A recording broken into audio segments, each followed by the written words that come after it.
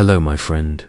Tonight we step into a realm often shrouded in polite silence.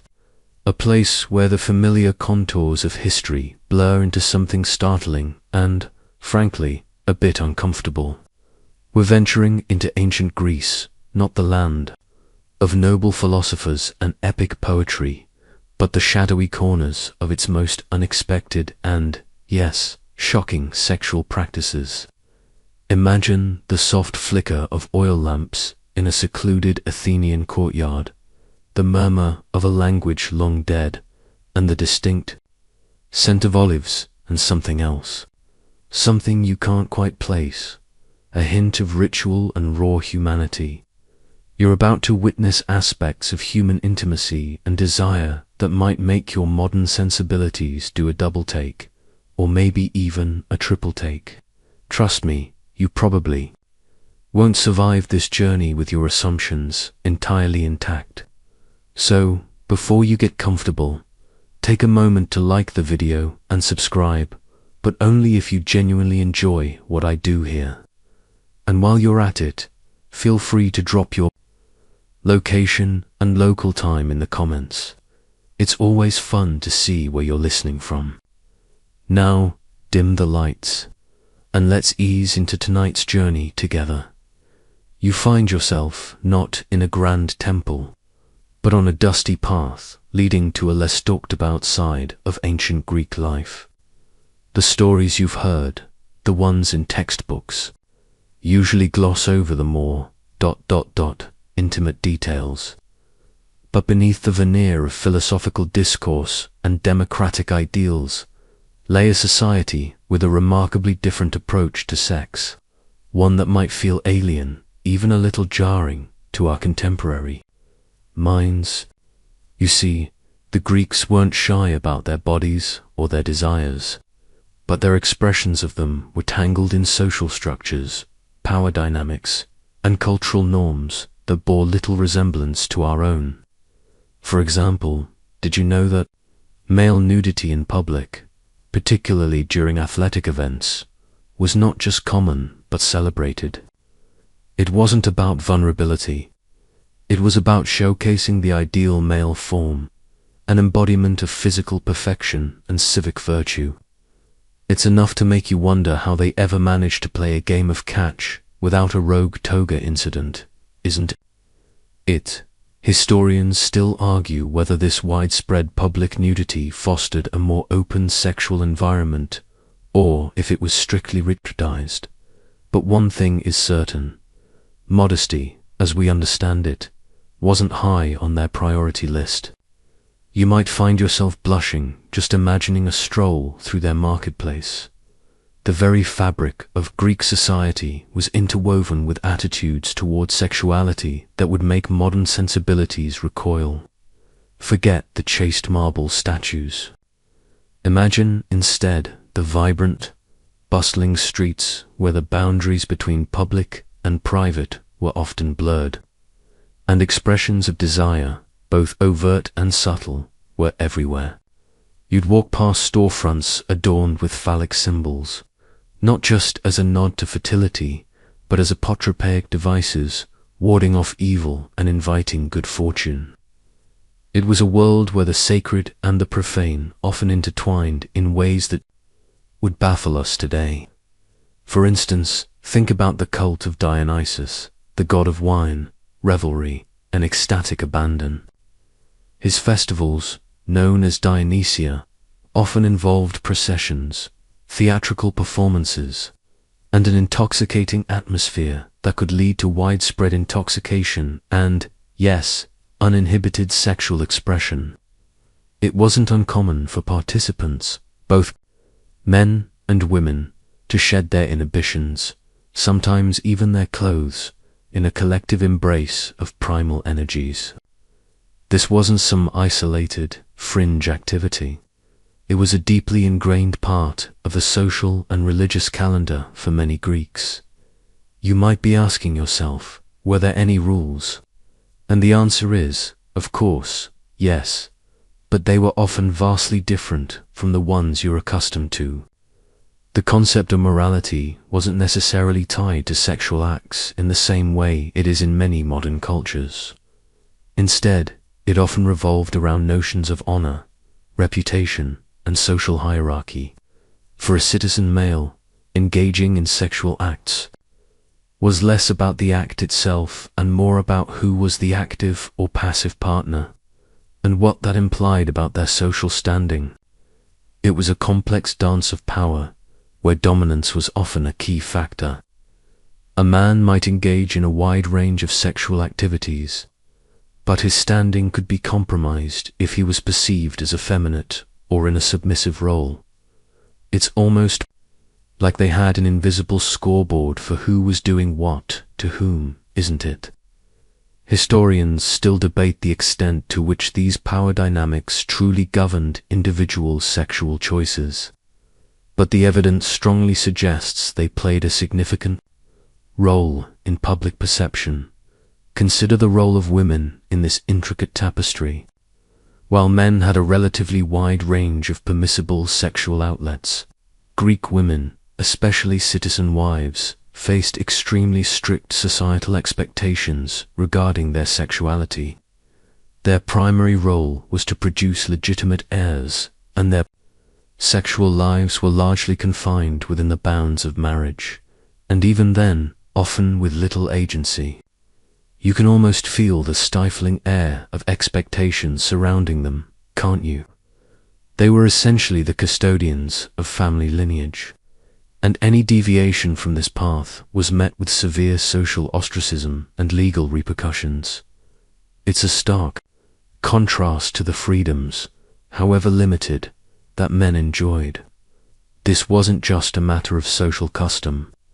It was embedded in the legal framework, ensuring the purity of the family line and the stability of the polis or city-state. And what about love? Was it just a transactional arrangement? While arranged marriages were the norm, especially for citizen women, implying a practical union rather than one based on passionate love, evidence suggests that affection and genuine connection could, and often did, develop within these unions. However, the initial impetus was almost always socio-economic, focusing on property, status, and the continuation of the family name.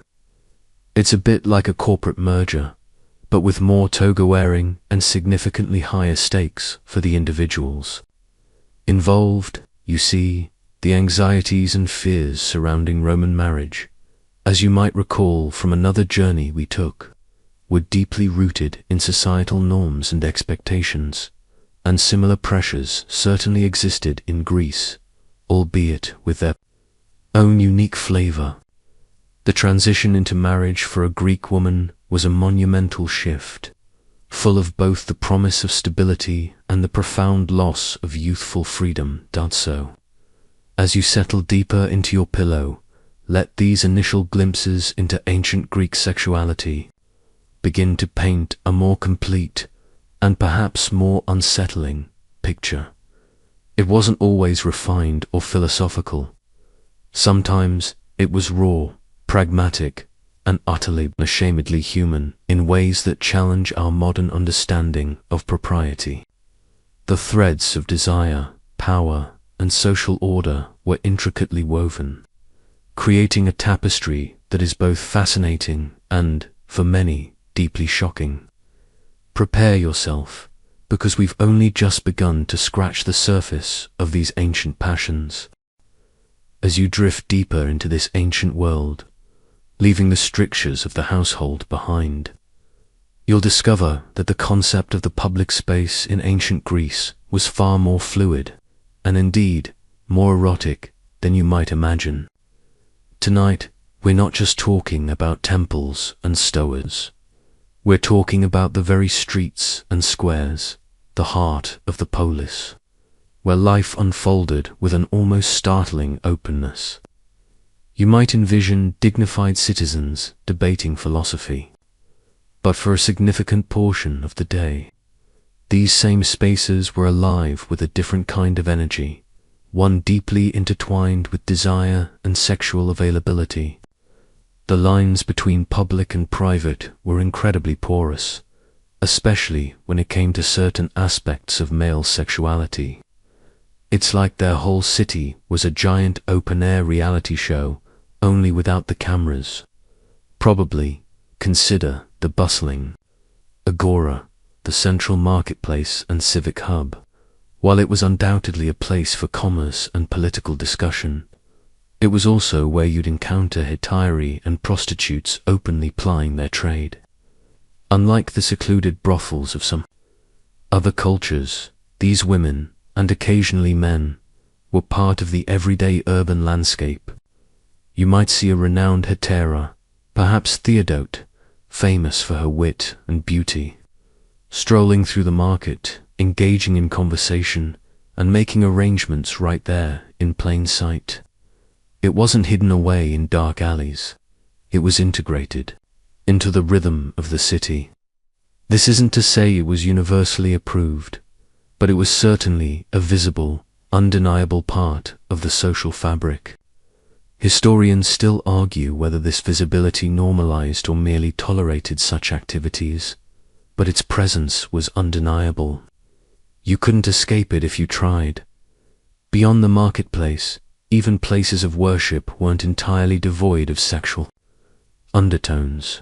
While temple prostitution as a widespread institutionalized practice in Greece is largely a modern myth born from misinterpretations, we'll touch on that more later.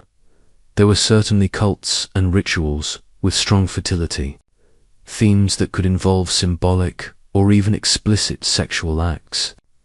Imagine the annual festivals where the normal social order might be temporarily inverted, and the boundaries of decorum stretched thin. During the Thesmophoria, a festival celebrated exclusively by women in honor of Demeter, fertility rituals were central. While not explicitly sexual in a modern sense, these rituals involved elements like handling pig remains and offerings that symbolize renewal and life, sometimes with earthy, almost primal undertones. It's a far cry from your average church bake sale, wouldn't you agree? Then there's the pervasive presence of the phallus, not just in art, but in everyday objects and public monuments. You'd stumble upon Herm's stone pillars, topped with a bust of Hermes and featuring an erect phallus, standing proudly at crossroads, outside houses, and in gymnasiums. These weren't considered pornographic. They were symbols of fertility, good luck, and protection. It's like they were saying, "Welcome to Greece. Please enjoy our tastefully decorated, slightly anatomically explicit public spaces." The sheer normalization of these images speaks volumes about their comfort with the human form and its reproductive power. Historians still debate whether the Herms primarily served a religious or simply a superstitious, protective function, but their prominence is undeniable.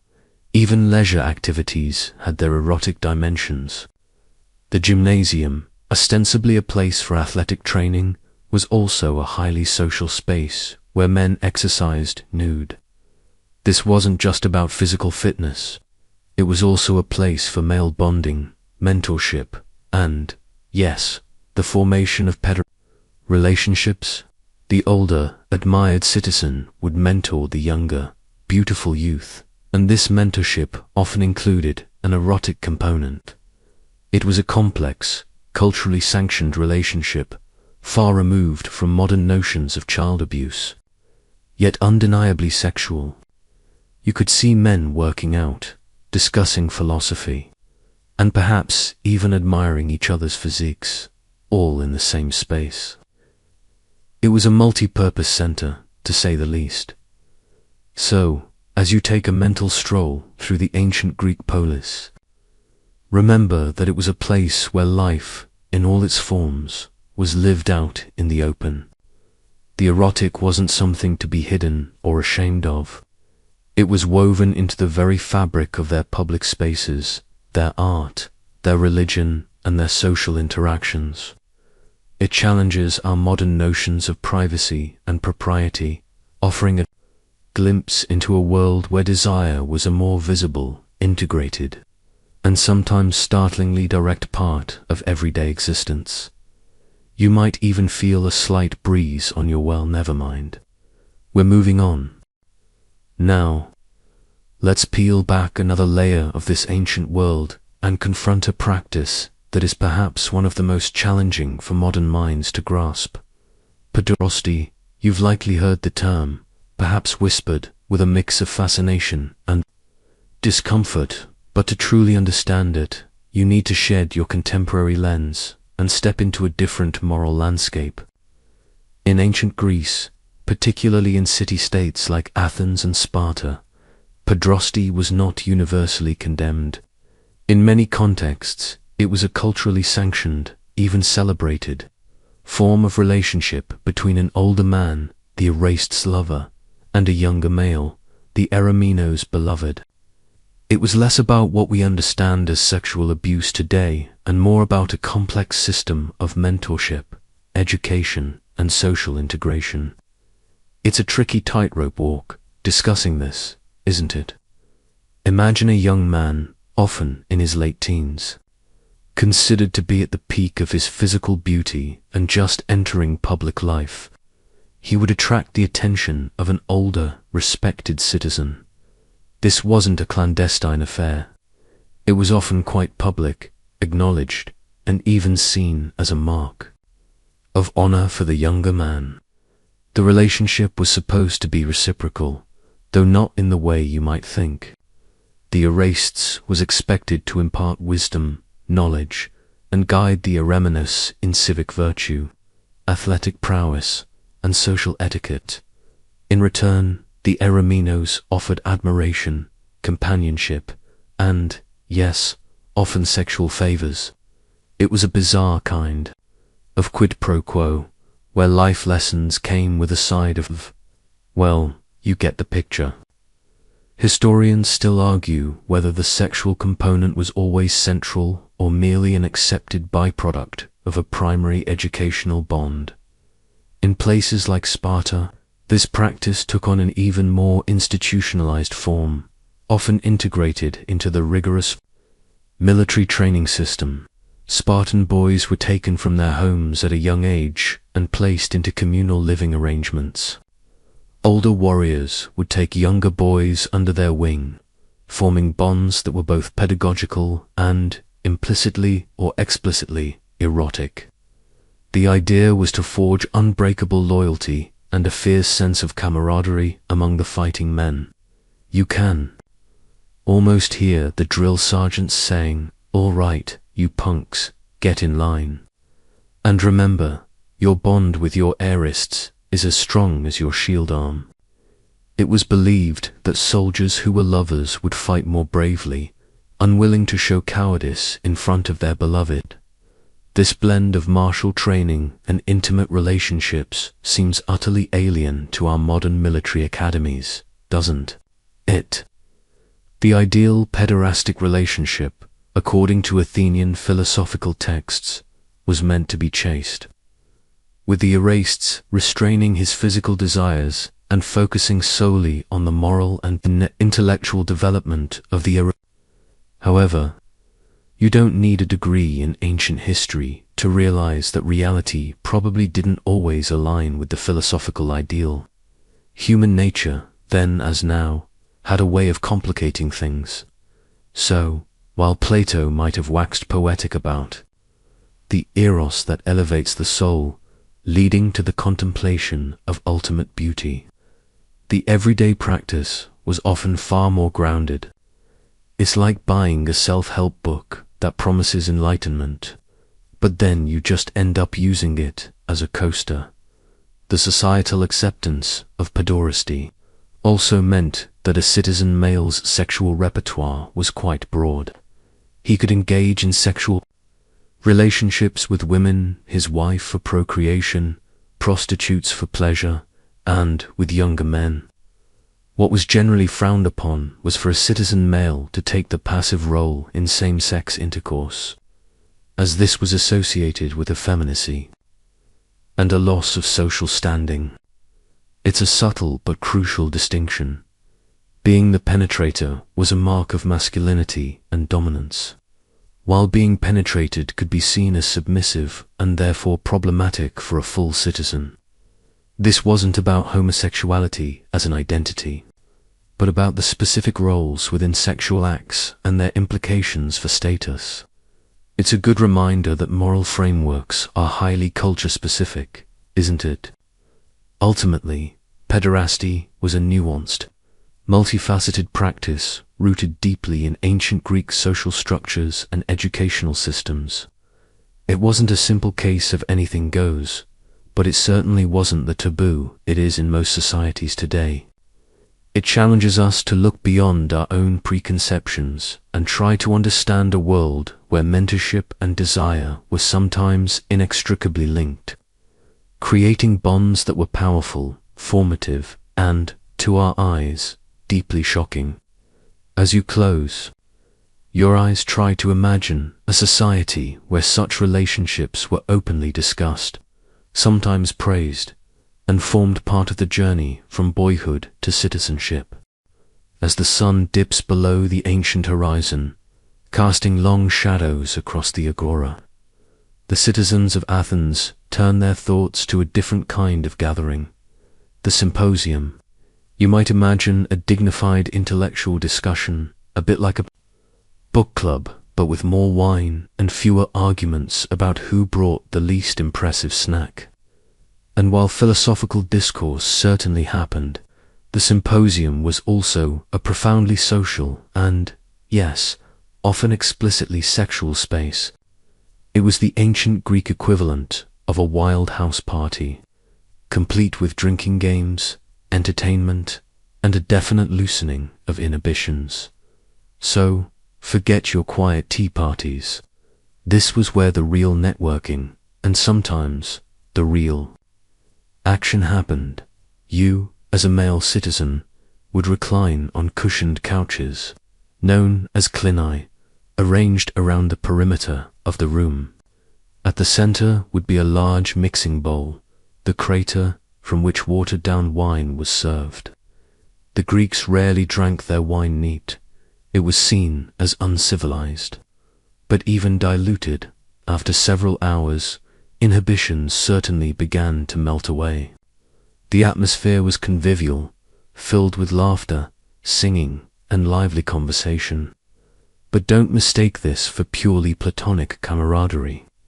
The very structure of the symposium, with its intimate setting and flowing wine, was designed to foster bonds, and these bonds often veered into the erotic, particularly between men. Historians still argue whether the crater itself held symbolic sexual significance beyond just being a drinking vessel. Entertainment at a symposium was diverse. You might have flute girls, olatrides, dancers, acrobats, or even philosophical discussions led by a prominent guest. But the presence of hetairai was commonplace and often central to the experience. Remember our discussion about them earlier? These intelligent, educated courtesans were a world apart from common prostitutes. They were often accomplished musicians, poets, and conversationalists, capable of engaging in intellectual banter as well as providing sexual companionship. Unlike citizen wives, who were largely confined to the domestic sphere and forbidden from attending symposia, hetairai were free to move in these male-dominated spaces, offering wit, charm, and, for a fee, more intimate pleasures. It's like having a brilliant dinner guest who also happens to be available for a sleepover, isn't it? The games played at a symposium weren't your typical board games either. One popular pastime was kotabos, where participants would flick the dregs of their wine from their cups at a target, often an amphora. The goal was to hit the target, but the real fun was in how gracefully you did it, and perhaps what kind of person you were dedicating your shot to. It was a playful, slightly messy activity, perfect for loosening up the crowd. Imagine trying to explain that to your local pub trivia team. These games fostered a sense of camaraderie and competition, but in the alcohol-fueled environment, the banter could quickly turn sexually suggestive.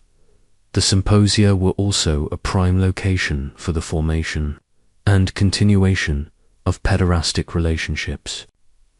The Erasts and Ereminos might attend together, their presence acknowledged by others. It was a space where older men could seek out younger companions, and where these relationships could be cultivated through shared intellectual pursuits, artistic appreciation, and, of course, the ever-present wine, the very design of the space, with guests reclining, encouraged a certain intimacy and proximity that would be unthinkable in a modern formal dinner setting. It was a world where intellectual and physical desires were not always neatly separated, but often mingled freely. So, while you might initially picture Socrates soberly discussing virtue, picture him instead at a symposium, perhaps a little tipsy, surrounded by charming hetairai and handsome youths, the air thick with perfume, wine, and unsaid desires. The symposium was a microcosm of Greek society's complex relationship with pleasure, intellect, and sexual expression, a place where the boundaries between philosophy and carnal enjoyment were delightfully, or shockingly, blurred. It was a place for men to let their hair down, both literally and figuratively, and to explore desires that were often suppressed in the more formal settings of daily life. This wasn't just a social gathering. It was a deeply ingrained cultural institution that allowed for a wide range of human interactions, many of which would make a modern event planner blush. As the echoes of symposium revelry fade, you find yourself navigating the bustling streets of ancient Athens, where another crucial aspect of Greek sexuality comes sharply into focus: the distinct, often stark, realities of prostitutes and hittias. You see, ancient Greece wasn't a place of simple, monolithic sexual norms. It was a complex social hierarchy, and the women who engaged in sex for money occupied very different rungs on that ladder. It's not a straightforward story of exploitation. Rather, it's a nuanced tale of social roles, economic necessity, and, in some cases, surprising influence. It's a bit like comparing a Michelin-starred chef to a fast food worker. Both serve food, but the experience is different. At the bottom of this ladder were the pornai, the common prostitutes. You'd encounter them in designated areas, often near the city's ports, taverns, or in state-regulated brothels. These women were typically slaves or foreign women, with very little social standing or legal protection. Their lives were often harsh, characterized by forced labor and minimal earnings, living on the absolute fringes of society. Imagine their days filled with the clamor of the docks, the rough hands of sailors, and the ever-present threat of violence. They were, in essence, commodities, their bodies available for the immediate gratification of citizen men and non-citizens alike. Historians still argue about the exact conditions of their lives, but it's generally agreed they faced immense hardship. This was the raw, unadorned reality of sexual commerce above the pornai, but still below citizen women were the hetairai, and this is where things get truly fascinating. The term literally translates to female companions, and they were indeed companions in a much broader sense than just sexual partners. These women were typically freeborn, often foreigners who had moved to Athens, or sometimes former slaves, who had gained their freedom. Crucially, they were educated, often highly so.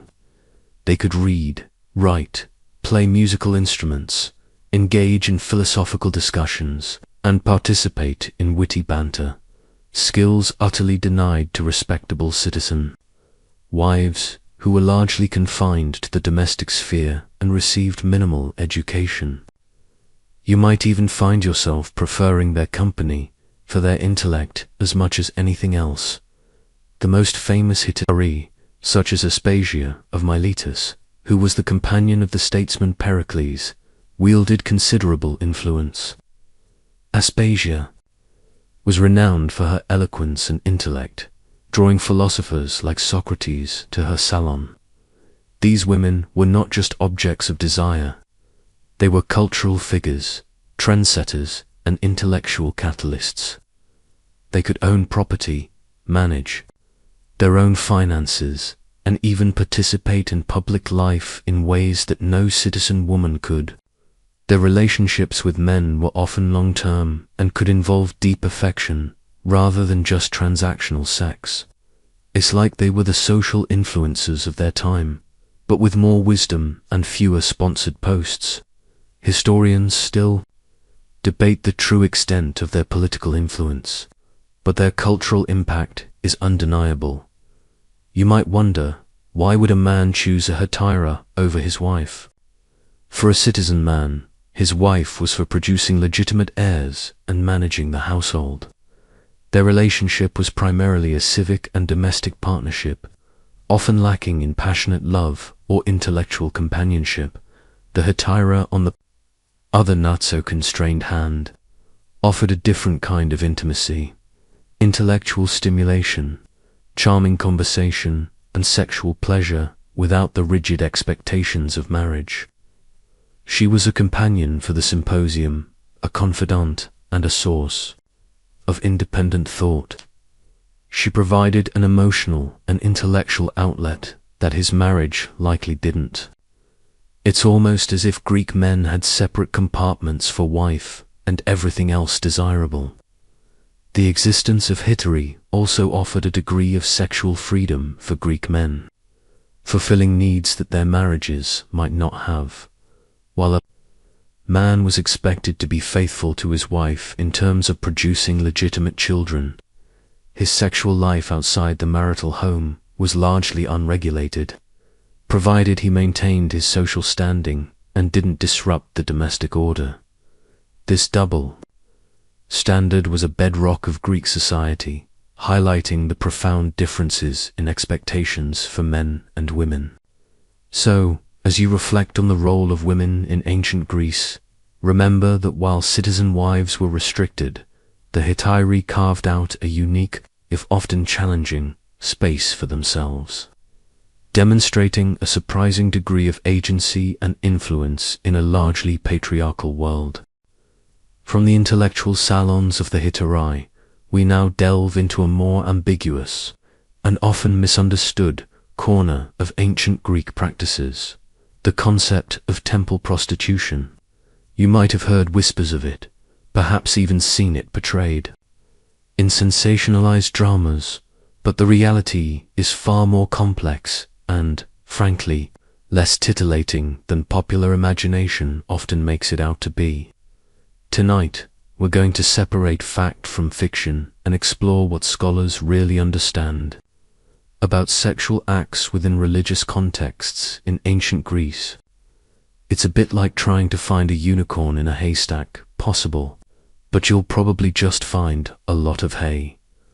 The idea of widespread temple prostitution in ancient Greece, where priestesses regularly engaged in sexual acts with worshippers as a form of religious ritual, is largely a modern construct, heavily influenced by later Roman interpretations and Victorian-era fascination with exotic ancient practices. You see, the Greeks themselves didn't have a direct term for what we might call a temple prostitute. Instead, later writers, particularly those from a Roman perspective, often conflated various roles and rituals, applying their own cultural biases. So, if you're imagining lines of eager worshippers queuing up outside a temple for a divine encounter, you're likely picturing something that never truly existed in the widespread, institutionalized way often depicted. Historians still argue vigorously about the extent and nature of cultic sex in Greece, with most scholars concluding it was far less prevalent than once thought. However, that's not to say that sexuality had no place within religious contexts. Far from it.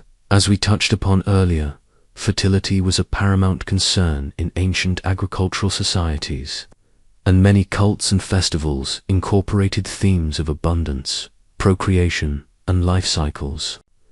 Think of the Eleusinian mysteries, for instance.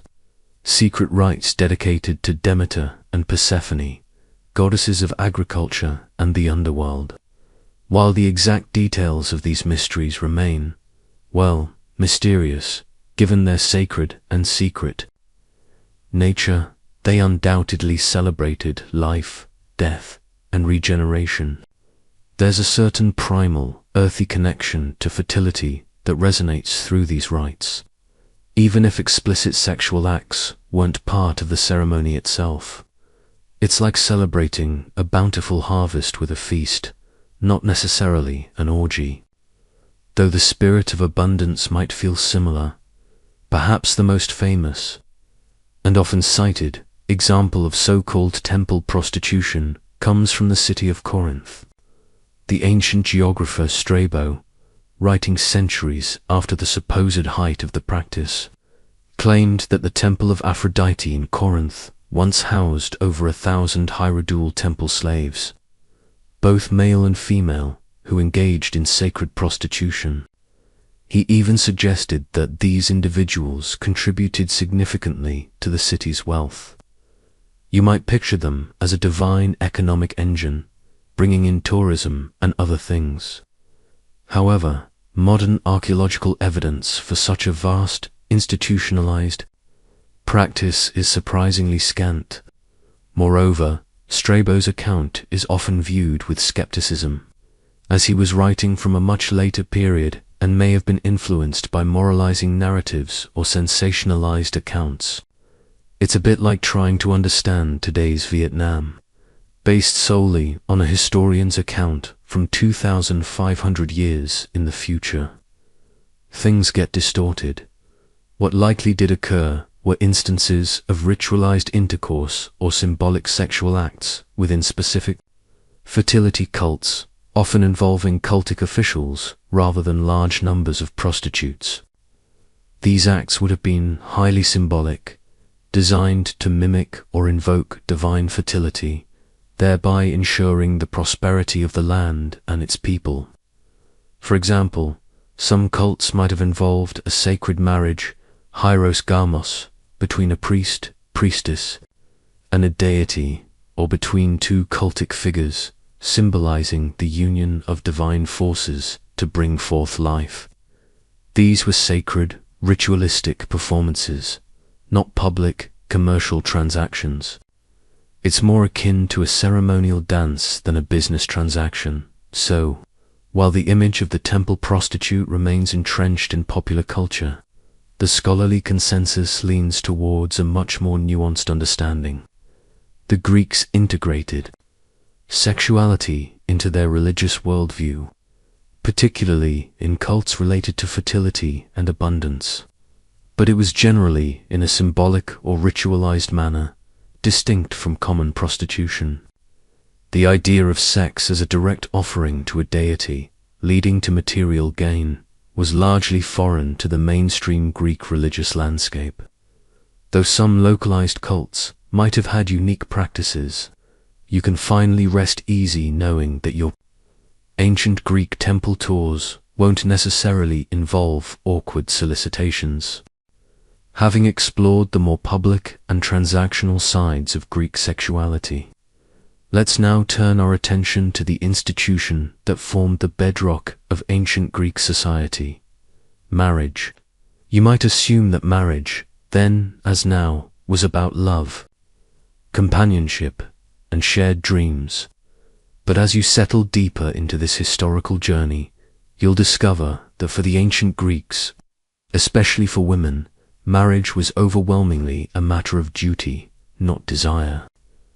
It was a civic and economic arrangement, a pragmatic tool for the continuation of the family line and the stability of the polis. Imagine planning your entire life not around who you loved, but around who would best secure your family's legacy. Sounds pretty romantic, right? For a citizen woman, marriage was her destiny and her primary purpose. She typically married young, often around the age of 14 or 15, to a man who was usually significantly older, sometimes in his late 20s, or even 30s. These unions were almost always arranged by the families, with the father or male guardian negotiating the terms, including the dowry. The bride had little to no say in the matter. You weren't asked for your opinion. You were simply informed. Of your future husband, it was less of a personal choice and more of a strategic alliance between two households.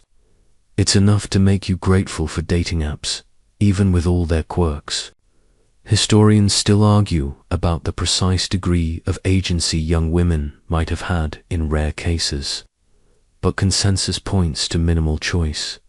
The primary function of marriage for a citizen couple was procreation, specifically the production of legitimate male heirs to inherit property and continue the family name. The wife's role was to be the oikodespoina, the mistress of the household, managing the domestic affairs, overseeing the slaves, and, most importantly, bearing children.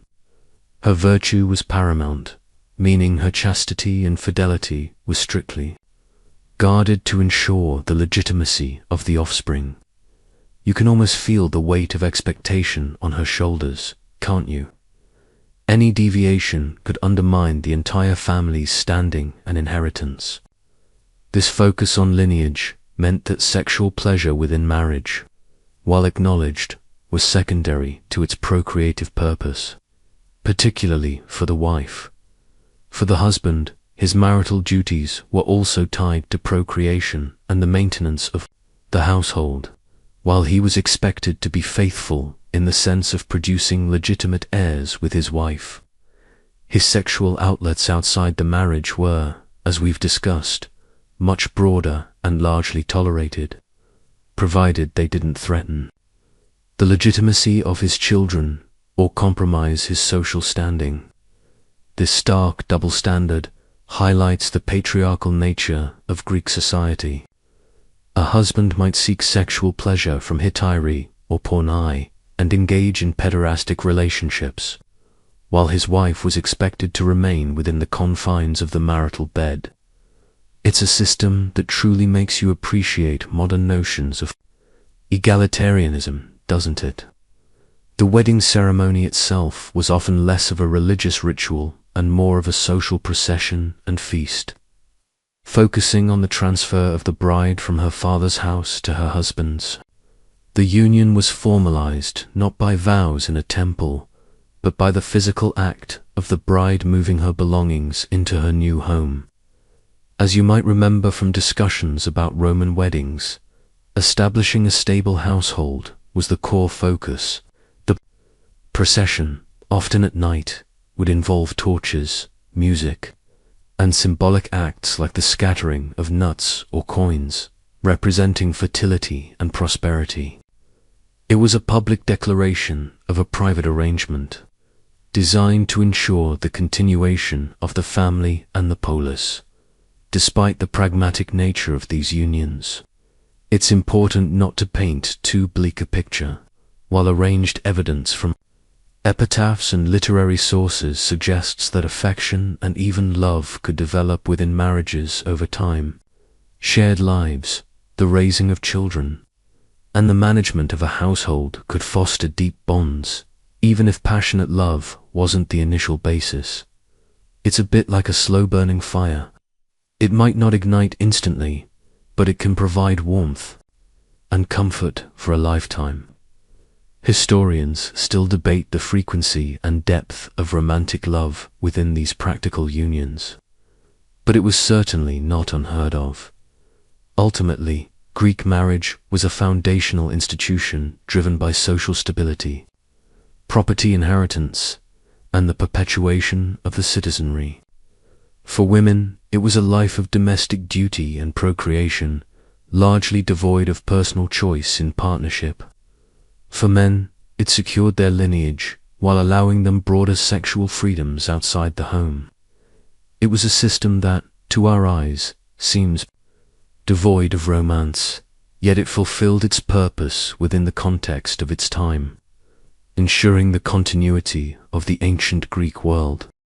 As you consider the pragmatic realities of Greek marriage, let's pivot and confront an even more challenging aspect for contemporary sensibilities: the incredibly constrained world of female sexuality in ancient Greece.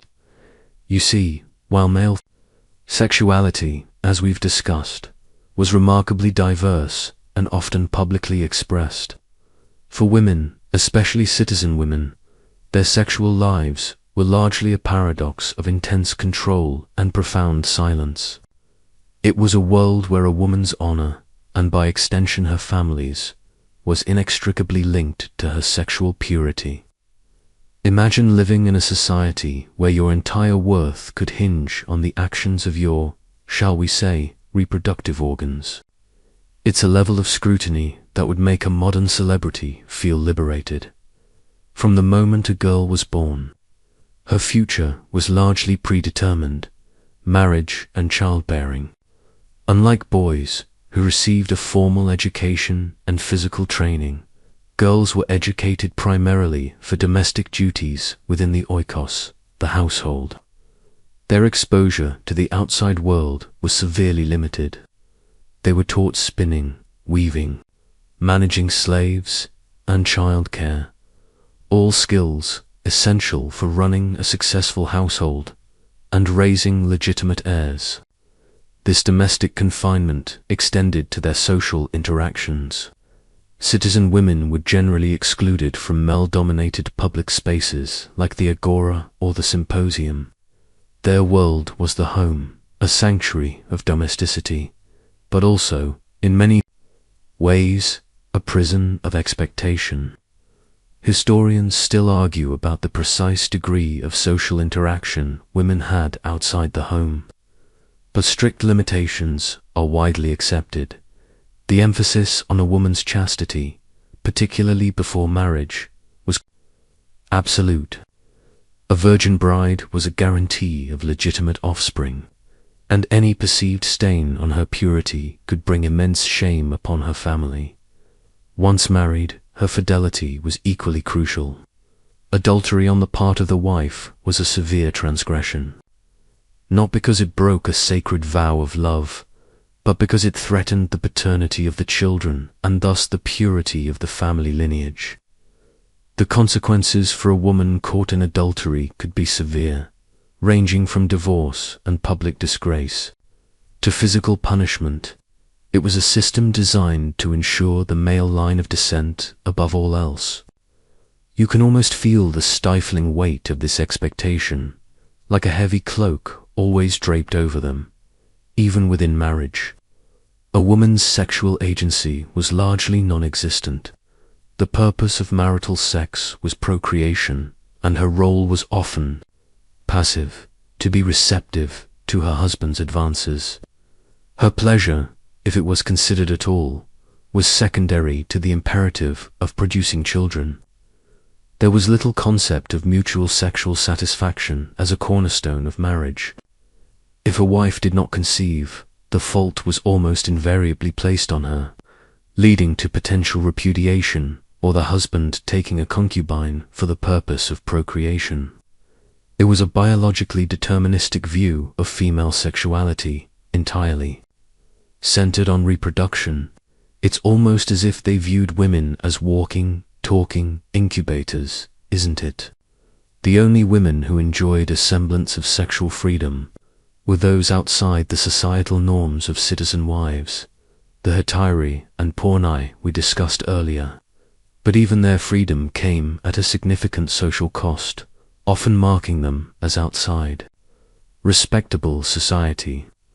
While hetairai might have had intellectual independence, their bodies were still, ultimately, available for male pleasure. This contrast highlights the rigid class and gender distinctions embedded in Greek sexual practices.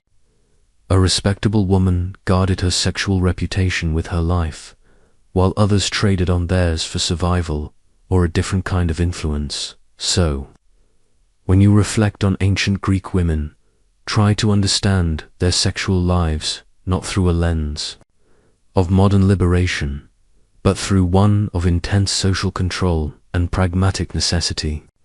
Their bodies and their sexuality were often viewed as property, vital for the continuation of the family and the state, but not necessarily for their own pleasure or autonomy. Their world was one of confined spaces, limited choices, and strict oversight, a stark contrast to the comparatively expansive sexual landscape enjoyed by their male counterparts. It's a sobering thought, isn't it, how deeply ingrained these limitations were, shaping the lives and desires of half the population.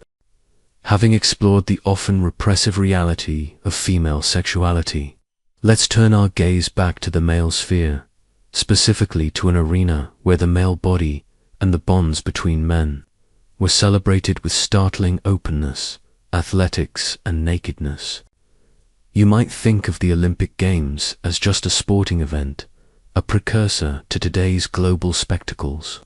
But in ancient Greece, especially for men, these athletic contests were deeply intertwined with social status, civic pride, and a pervasive culture of male nudity that had profound implications for male bonding and, yes, even sexuality.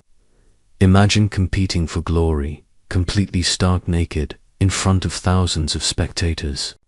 Suddenly, your gym class doesn't seem so intimidating, does it? The most striking aspect of Greek athletics was the ubiquitous nudity. Athletes competed, trained, and performed exercises in the nude, a practice that set the Greeks apart from many other ancient cultures. This wasn't merely practical for movement, it was deeply symbolic. The naked male body, in its prime, was seen as an ideal, an embodiment of physical perfection, discipline, and civic virtue. It was a living sculpture, a testament to the pursuit of merit or excellence. You'd see young men glistening with olive oil, their sculpted muscles on display, competing fiercely, their bodies elevated to an almost artistic status. Historians still argue whether this nudity was purely aesthetic or if it also served to emphasize equality among free citizens. Stripping away external markers of wealth, the places where this nakedness was most prevalent were the gymnasia and palastrae, public training grounds that were far more than just sports facilities. They were central social hubs, places where men of all ages gathered to exercise, bathe, socialize, and engage in intellectual discourse. Picture a scene where philosophers might be debating in one corner while wrestlers grapple in another, all completely nude. It was a unique environment that fostered intense male bonding, the shared experience of physical exertion, vulnerability through nudity, and the pursuit of excellence created powerful connections between men. It's like a very intense, very naked, all-male country club. These settings were also fertile ground for the development of pederastic relationships, as we touched on earlier. The admiration of the youthful male physique often transcended purely aesthetic appreciation. An older eraists might frequent the gymnasium to observe potential erominoi, drawn by their physical beauty and athletic promise. The mentorship between older and younger males often began or was nurtured in these spaces, blending athletic instruction with intellectual guidance and erotic attraction. The close proximity, the physical nature of the activities, and the cultural acceptance of these bonds meant that the gymnasium was not just a place for training the body, but also for shaping desires and social connections. You might even say it was the original meat market, but with more javelins. The connection between athletic prowess and desirability was explicit. Victors in the Olympic or other Pan-Hellenic games were celebrated as heroes, immortalized in poetry and sculpture, and showered with honors. Their physical achievements were seen as a reflection of their moral character and divine favor, making them highly desirable companions. The wreaths of olive, laurel, or celery that crowned them were not just symbols of victory. They were also badges of honor that enhanced their appeal in all spheres of life, including the erotic. It was a powerful incentive to train hard, wasn't it? So, as you visualize the ancient Greek world, remember the profound role of male nakedness. An athletic culture, it wasn't just about sports. It was about defining masculinity, forging social bonds, and creating a space where the male body was celebrated and admired in ways that often intertwined with desire. This openness about the physical form and male-to-male attraction is one of the most distinctive features of ancient Greek society, challenging our modern notions of modesty and sexual expression. It's a testament to a culture that saw beauty, strength, and desire as inherently linked, openly displayed, and deeply embedded in their public life. From the sweat and oil of the gymnasium, let's transition to an aspect of ancient Greek sexuality that, to our modern eyes, presents a fascinating and often bewildering paradox: the contradictory attitudes towards homosexuality. You see, unlike many societies throughout history that have either universally condemned or universally accepted same-sex relations, the Greeks seem to do both, depending on the context, the individuals involved, and even the specific city-state. It's like trying to get a consistent weather forecast for a place that has all 4 seasons in one day. In some city-states, particularly Sparta and to a large extent Athens, male same-sex relationships, especially pederasty, were not just tolerated, but, as we've discussed, woven into the social fabric. For citizen males, engaging in relationships with younger men was a recognized part of social development and mentorship. It was about the role one played. The active Irasistes was seen as embodying masculine virtue and dominance, while the younger Eromenos was in a temporary, passive role from which he would eventually graduate. This wasn't about identifying as gay or straight in the modern sense. Those concepts simply didn't exist. It was about behavior and social roles. Historians still argue about the precise motivations behind the acceptance of pederasty, whether it was for social cohesion, military training, or simply a matter of preference. However, while pederasty was common, relationships between adult men of equal status, where both partners were active or both were passive, were often viewed with more suspicion or even disdain. The key was the active-passive dichotomy and its implications for social standing. A fully adult male citizen who consistently took the passive role in a sexual encounter was often subject to ridicule and accusations of effeminacy, which was considered shameful. This wasn't necessarily about the gender of the partner, but about the perceived loss of masculine assertiveness.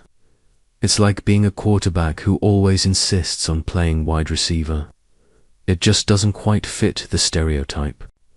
You can almost hear the ancient Greek equivalent of a locker room jeer, can't you? The paradox deepens when you consider other Greek city-states. In some regions, like the Dorian states, relationships between older and younger men might have been even more overtly integrated into military training. Yet, in others, attitudes could be quite different. The renowned poet Sappho, from the island of Lesbos, wrote passionate lyric poetry addressing other women.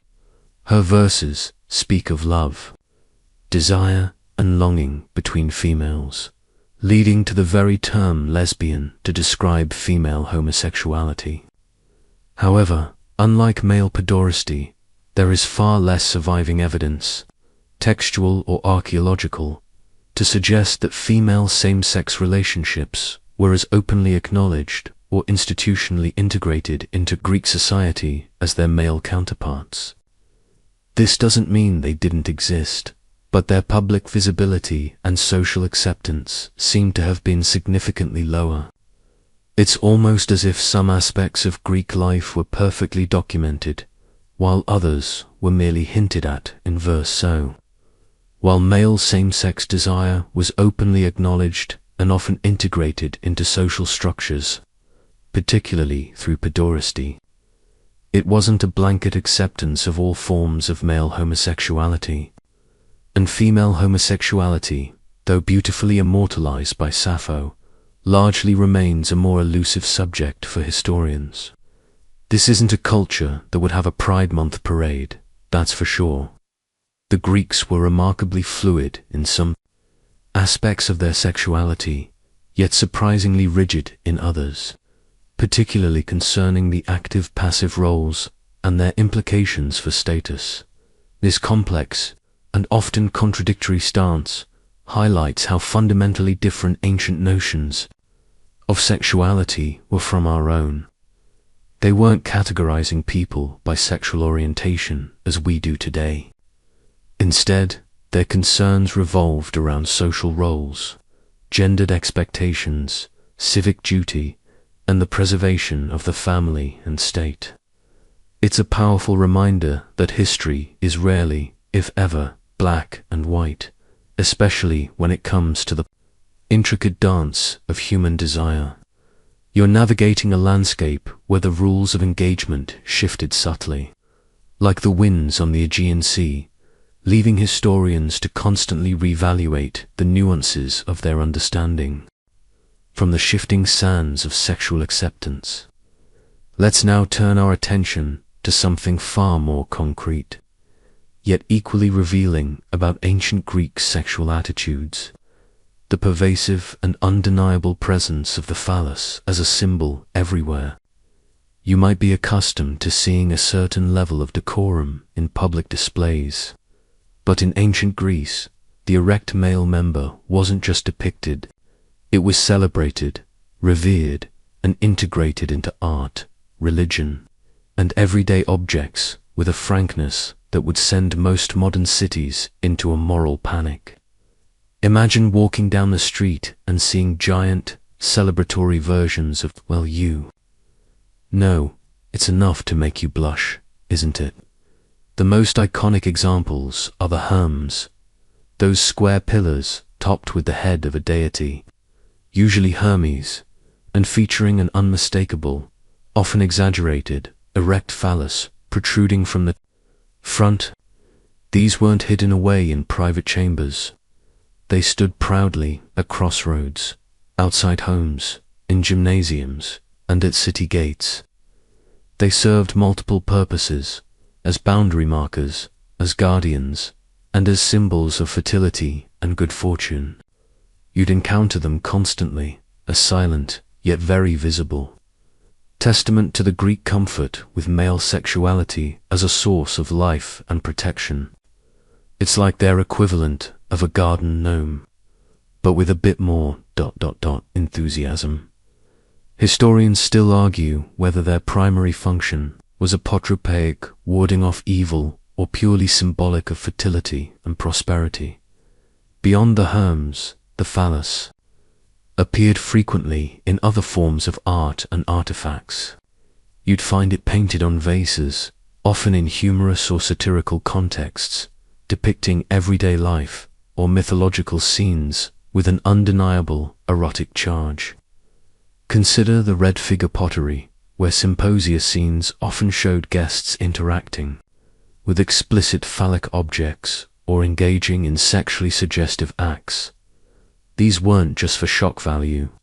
They reflected a society that didn't shy away from the human body and its functions. It's like their version of a cartoon, but with slightly less clothing and a lot more anatomical accuracy. The symbolism extended into religious practices and festivals. The cult of Dionysus, the god of wine, revelry, and fertility, often featured processions where large, ceremonial phalli were carried aloft. These phallic processions, known as phallophoria, were not meant to be obscene in the modern sense. Instead, they were celebrations of life, virility, and the generative power of nature. They were a joyous, boisterous affirmation of fertility, an abundance, designed to ensure bountiful harvests and healthy offspring. You can almost hear the joyful shouting and laughter accompanying these parades, can't you? It was a spectacle of raw, vital energy. Even in everyday objects, the phallus made an appearance. Small terracotta or bronze phallic amulets were worn as good luck charms, particularly by men, to ward off the evil eye and ensure virility. You might even find lamps shaped like phalluses, illuminating private homes with a cheeky nod to fertility. This pervasive presence suggests a society remarkably unburdened by modern notions of prudishness regarding the male anatomy. For the ancient Greeks, the phallus was not shameful or vulgar. It was a potent symbol of life, power, and protection. It was a source of amusement, a sign of fertility, and a ward against malevolence. So, as you mentally walk through the streets of ancient Greece, prepare yourself for the omnipresent symbol of the phallus. It's a stark reminder that what one culture deems acceptable, even sacred, another might find utterly shocking. The Greek comfort with and celebration of the male generative principle stands in stark contrast to many other historical periods, offering a glimpse into a world where sexuality was far less hidden and far more openly integrated into the very fabric of public life. You might even find yourself wondering if, perhaps, we've gone a little too far in the other direction.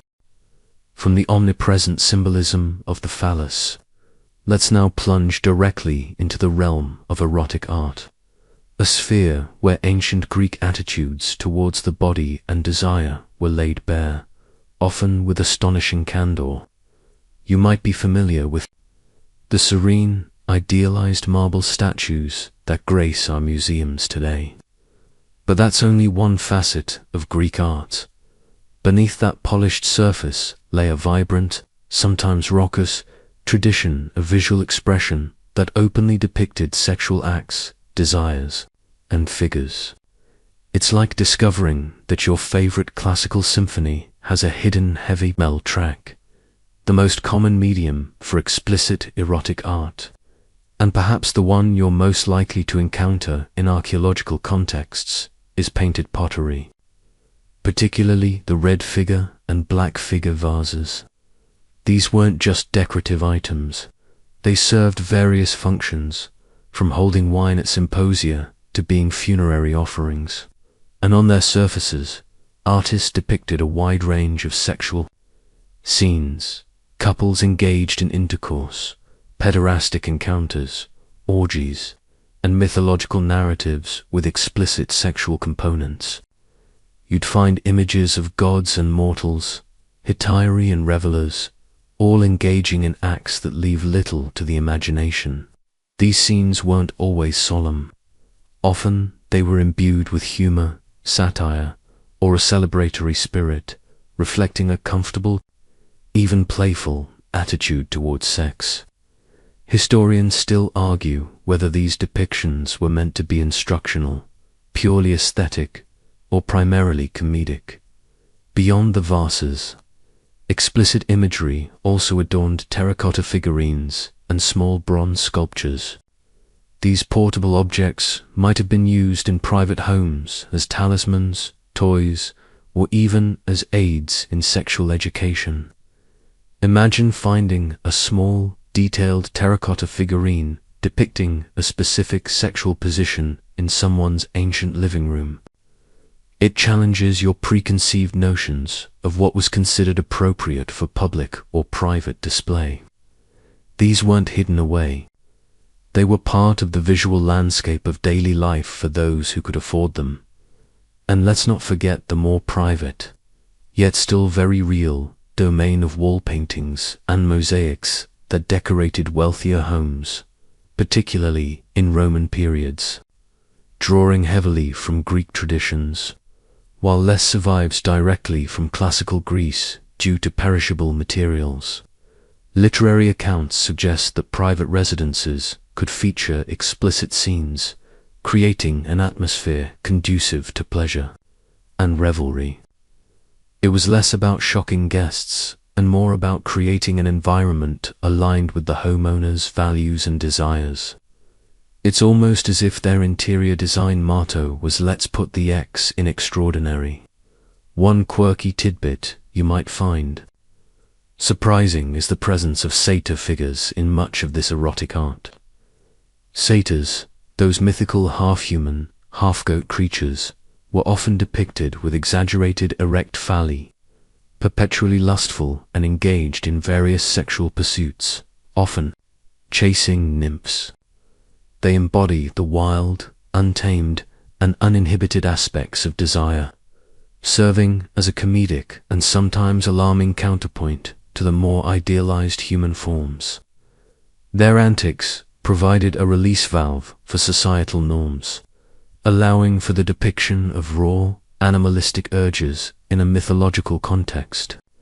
It's like their version of R-rated cartoons, but for adults, and with a lot more goat legs. So, as you journey through the artistic landscape of ancient Greece, understand that it was far more diverse than the sanitized versions often presented.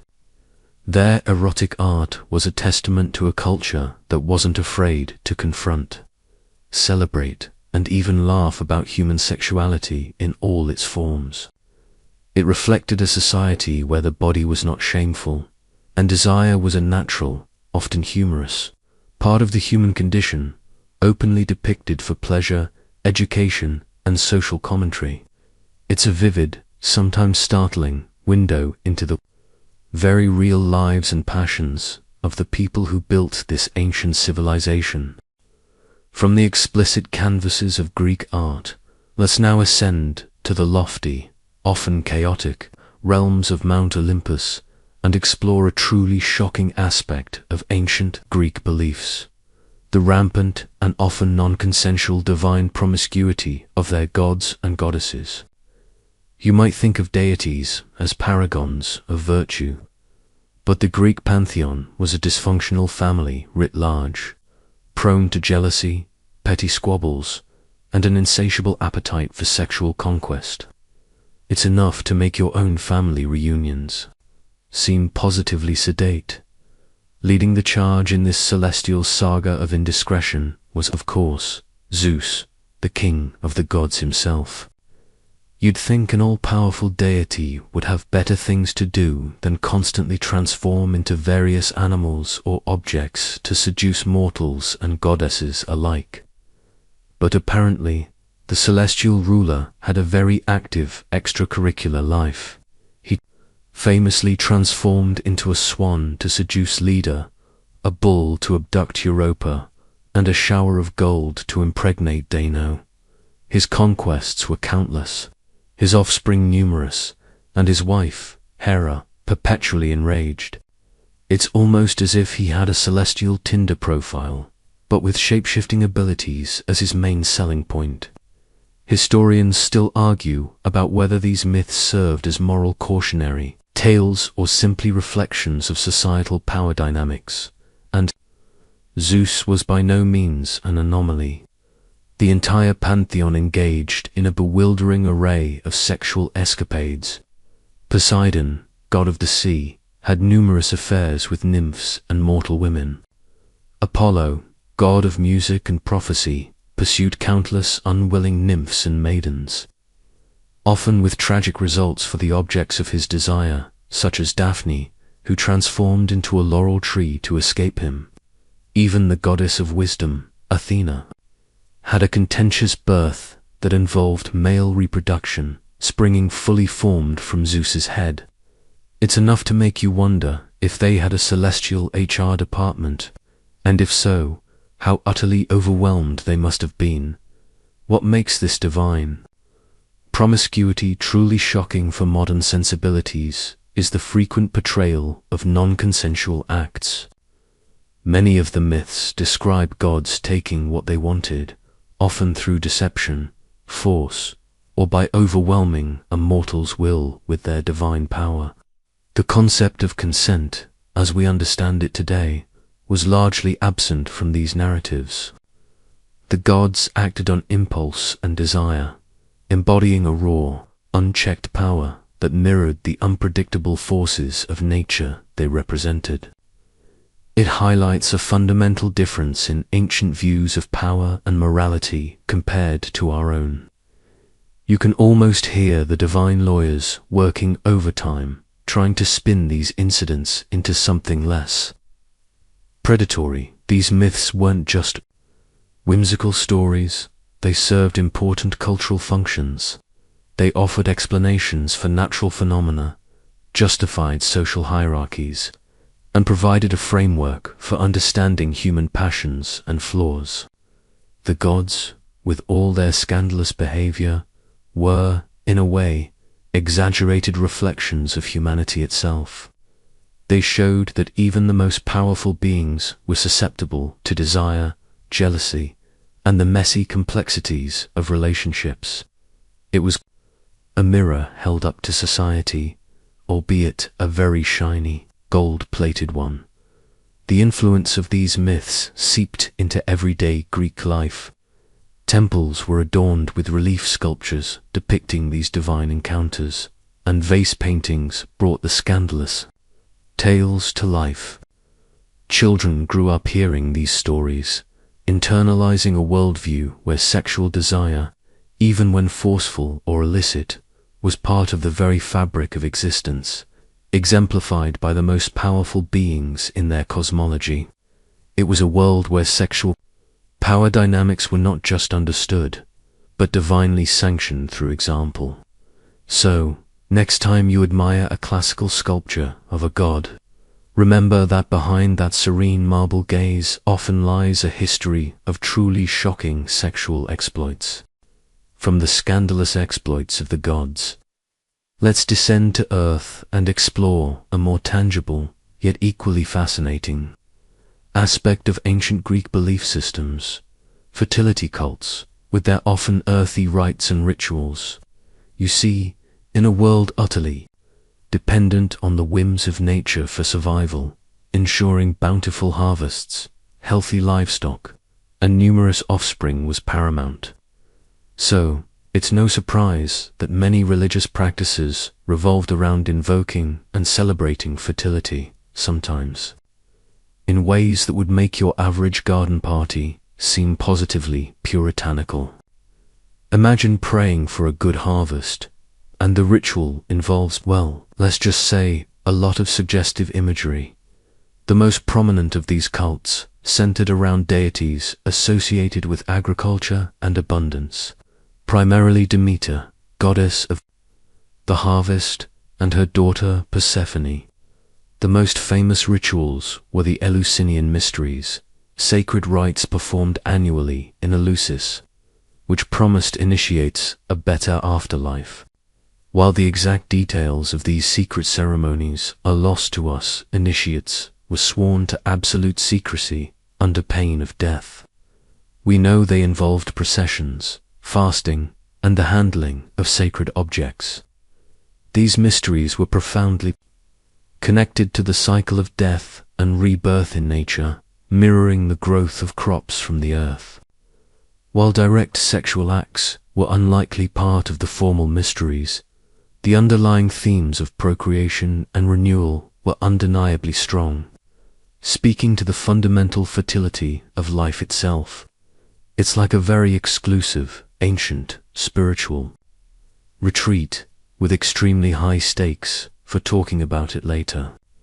Historians still argue about the nature of the kychion, the ritual drink consumed during the mysteries, and its potential psychotropic effects beyond the formal mysteries. Other, more public festivals openly celebrated fertility with a distinct lack of inhibition. The Thesmophoria, for example, was an ancient Greek festival celebrated exclusively by married women, also in honor of Demeter. For 3 days, women would withdraw from their homes to perform secret rites that invoked the fertility of the earth and their own bodies. During one part of the festival, decaying remains of pigs, which had been thrown into sacred pits earlier, were retrieved. These remains, imbued with the earth's generative power, were then mixed with seeds for planting. The symbolism was clear: death and decay nurturing new life, mirroring the cycle of crops and human reproduction. It's a rather pungent form of prayer, wouldn't you agree? Then there were the more Dionysian cults, those dedicated to Dionysus, the god of wine, ecstasy, and untamed nature. His festivals, as we touched on earlier, were characterized by unrestrained revelry, processions, music, and dance that could lead to states of ecstatic frenzy. While not explicitly sexual in the modern sense of planned intercourse, the atmosphere of liberation and abandonment often led to a loosening of social norms and a celebration of primal urges, including sexual ones. Participants, often women, known as maenads, were said to dance wildly, sometimes to the point of tearing apart animals, embodying the raw, untamed forces of nature. The public display of large direct phalli during Dionysian processions further underscored the fertility aspect, a joyous, unashamed celebration of generative power. It's like a rave, but with less EDM and more ritualistic goat-skinning, even. The humble olive tree, so central to Greek life, had its fertility associations. Olive groves were sacred spaces, and the fruit and oil were symbols of prosperity and abundance. The act of planting and harvesting was itself a ritualistic engagement with the earth's fertility. These cults and their rituals, whether mysterious and solemn or boisterous and explicit, demonstrate a deep-seated connection between the human experience, the natural world, and the divine forces believed to govern reproduction and abundance. They show a society that understood sex not just as a private act, but as a vital, public force, essential for the continuity of life itself. Having immersed ourselves in the earthy rituals of fertility cults, let's now turn to a more personal, yet equally revealing, dimension of ancient Greek sexuality, the world of sexual magic, spells, and charms. You might think of ancient Greeks as rational philosophers, but they were also deeply superstitious, believing firmly in the power of sympathetic magic to influence love, desire, and even to thwart rivals. Imagine desperately wanting someone to fall in love with you, and instead of writing them a poem, you consult a witch to bind their will. It's a far cry from a simple handwritten note, isn't it? The Greeks believed that through specific rituals, incantations, and materials, they could exert influence over another person's emotions and sexual inclinations. These weren't just whimsical superstitions. They were serious attempts to manipulate the unseen forces of the universe. The most common forms of sexual magic involved love spells or binding spells, defixiones designed to attract a desired lover or to prevent a rival from succeeding in their romantic pursuits. You'd find these inscribed on lead tablets, often rolled up and pierced with nails, then secretly buried or cast into wells, intended to bind the victim's will and make them helplessly drawn to the caster. It's like an ancient, much more ominous version of sending a weird text. Historians still argue whether these spells were primarily used by women seeking husbands or by men for various erotic conquests. The ingredients and rituals associated with These spells were often bizarre and unsettling. They might include grave dirt, animal bones, human hair, or even parts of a dead body, all combined with potent incantations invoking chthonic deities or spirits. Imagine a dimly lit room, the scent of strange herbs and hushed whispers as someone painstakingly carves a curse onto a lead tablet. The very act of performing such magic was meant to be transgressive, tapping into forbidden powers to achieve one's desires. It was believed that the more repulsive or taboo the ingredients, the stronger the spell. This wasn't your average self-help seminar, that's for sure. Conversely, there were also spells designed to prevent rivals from gaining a lover or to cause sexual dysfunction in an unwanted suitor. These binding spells could target a person's sexual potency or ability to perform, effectively rendering them incapable of engaging in sexual acts with anyone but the caster or with no one at all. It's a rather extreme form of dating sabotage, wouldn't you say? The anxieties surrounding sexual competition and betrayal were clearly powerful enough to drive people to such desperate magical measures. One quirky tidbit about these practices is the use of sympathetic magic, where an action performed on an effigy or object was believed to directly affect the person it represented. For instance, a small doll, perhaps made of wax or clay, might be tied up or pierced with needles, while incantations were recited to bind the will or inflict pain upon the intended victim. If you wanted someone to be bound to you, you would bind their effigy. This belief in direct magical correspondence reveals a fascinating, if chilling, worldview where the lines between the symbolic and the real were deeply blurred. These magical practices also highlight the desperation of individuals, particularly women, who had limited social agency. With arranged marriages and restricted public lives, magic might have offered a perceived way to exert control over their romantic or sexual destinies, or to defend themselves against unwanted advances.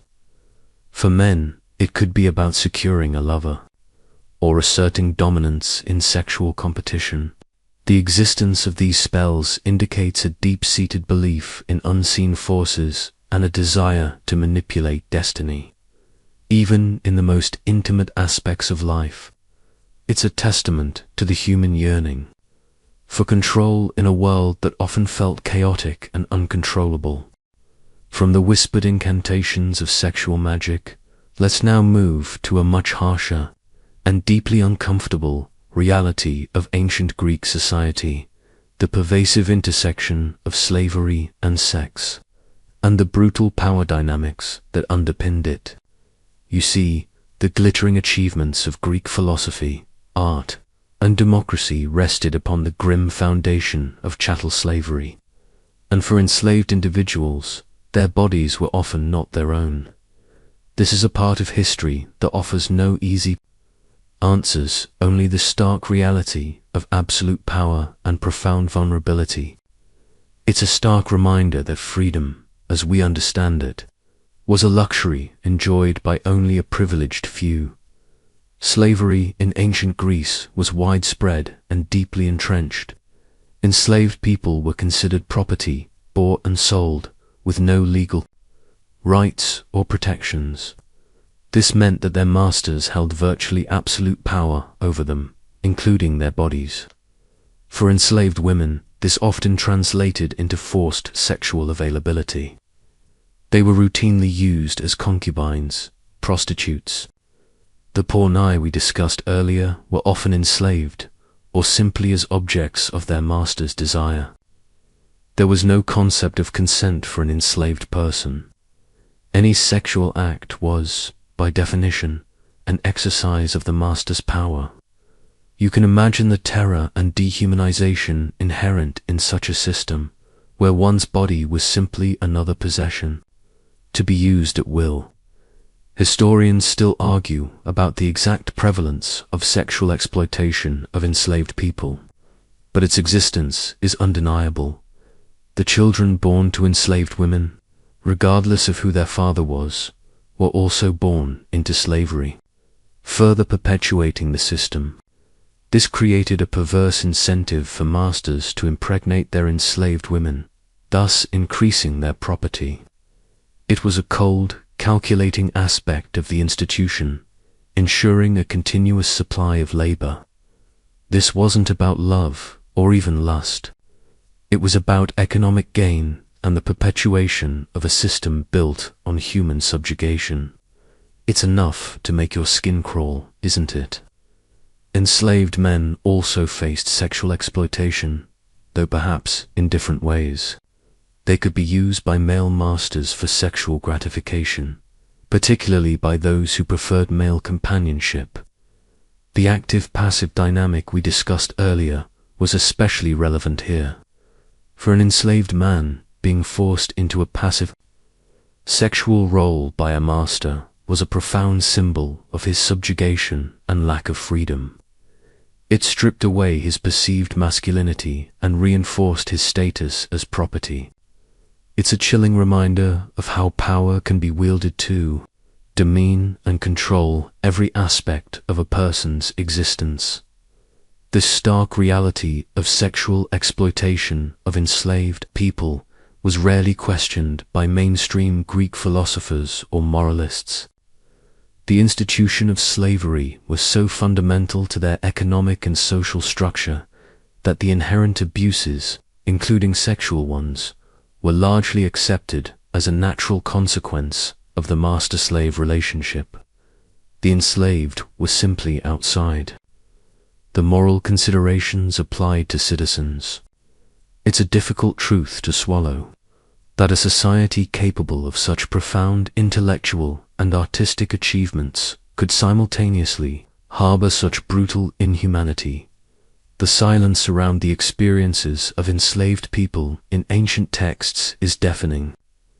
We largely rely on limited legal documents, comedic plays, or the casual observations of free citizens to piece together their lives, meaning their voices and perspectives are almost entirely lost to history. You're left with the unsettling task of imagining the unimaginable, of trying to grasp the daily terror and indignity faced by those whose bodies were not their own. This is a part of the ancient world that challenges us most profoundly, reminding us that progress is not linear, and that even the most celebrated civilizations can contain the deepest injustices.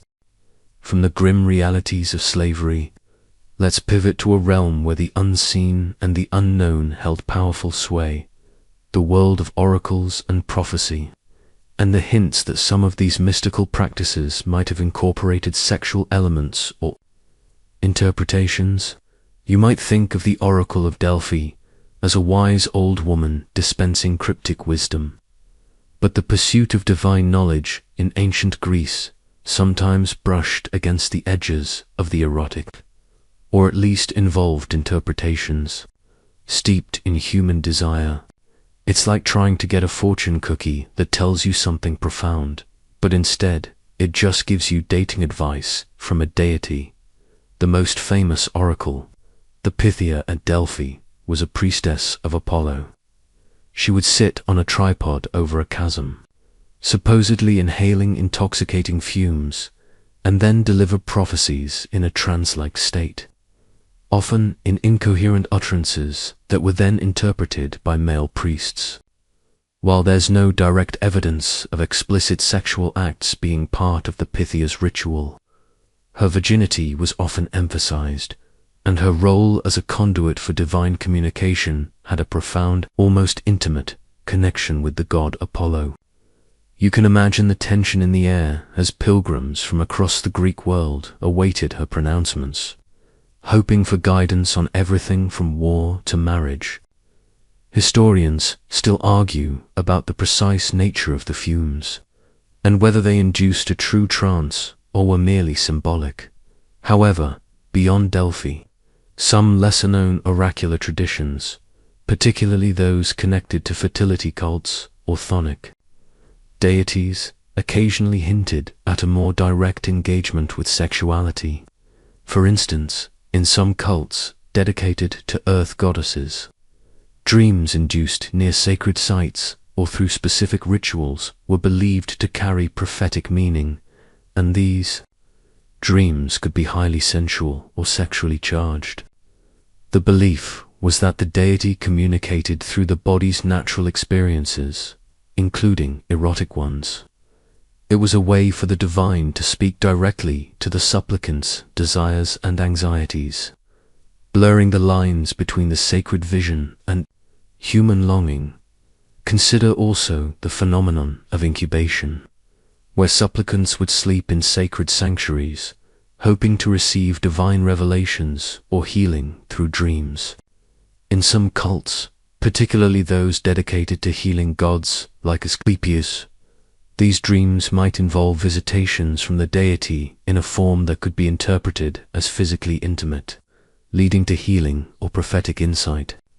While not necessarily explicit sexual encounters, the very act of a divine figure appearing in one's sleep, touching or interacting with the body, could carry an erotic subtext, especially in a culture that was so open about the male form.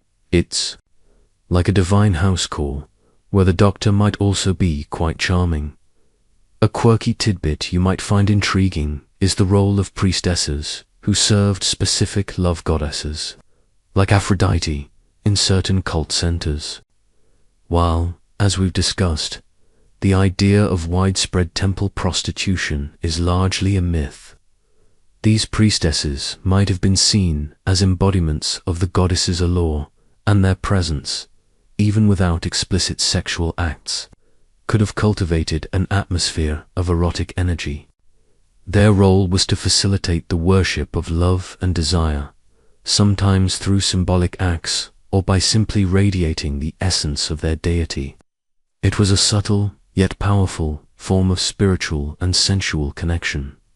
So, while the oracles of ancient Greece were primarily conduits for divine foresight, the underlying currents of human desire and the pervasive nature of sexuality in Greek society meant that even in the most sacred spaces, the erotic could play a symbolic or interpretive role. It's a testament to how deeply intertwined the physical and spiritual worlds were for the ancient Greeks, where the body, its desires, and its capacity for ecstasy were seen as legitimate avenues for understanding the divine.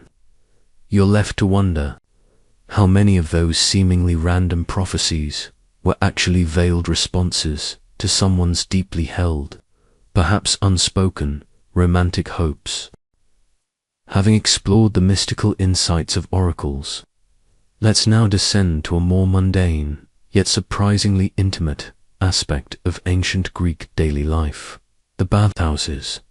You might imagine them as simple places for hygiene, a quick dip and a scrub. But in ancient Greece, public bathhouses were far more than just communal showers. They were vibrant social hubs, centers for exercise, relaxation, and, often, spaces where casual sexual encounters could occur. It's like their version of a community center, a gym, and a rather open-minded lounge, all rolled into one. For ancient Greeks, cleanliness was important, but the ritual of bathing was often extended into a leisure activity. Public bathhouses were segregated by gender, but within their respective areas, they offered a range of facilities: hot and cold pools, rooms for oiling and scraping using a S3xual to remove dirt and sweat, and open spaces for relaxation and conversation. You'd find citizens from all walks of life, from philosophers to merchants, mingling and unwinding. Imagine the sounds of splashing water, murmuring voices, and the soft scrape of S3xuals, a truly sensory experience. Historians still argue whether bathhouses primarily served hygienic or social functions, but both were undoubtedly significant. Within the male bathhouses, the environment fostered a profound sense of camaraderie and physical openness, men were, of course, nude. This pervasive nudity, combined with the relaxed atmosphere and the intimacy of shared space, often led to casual sexual encounters.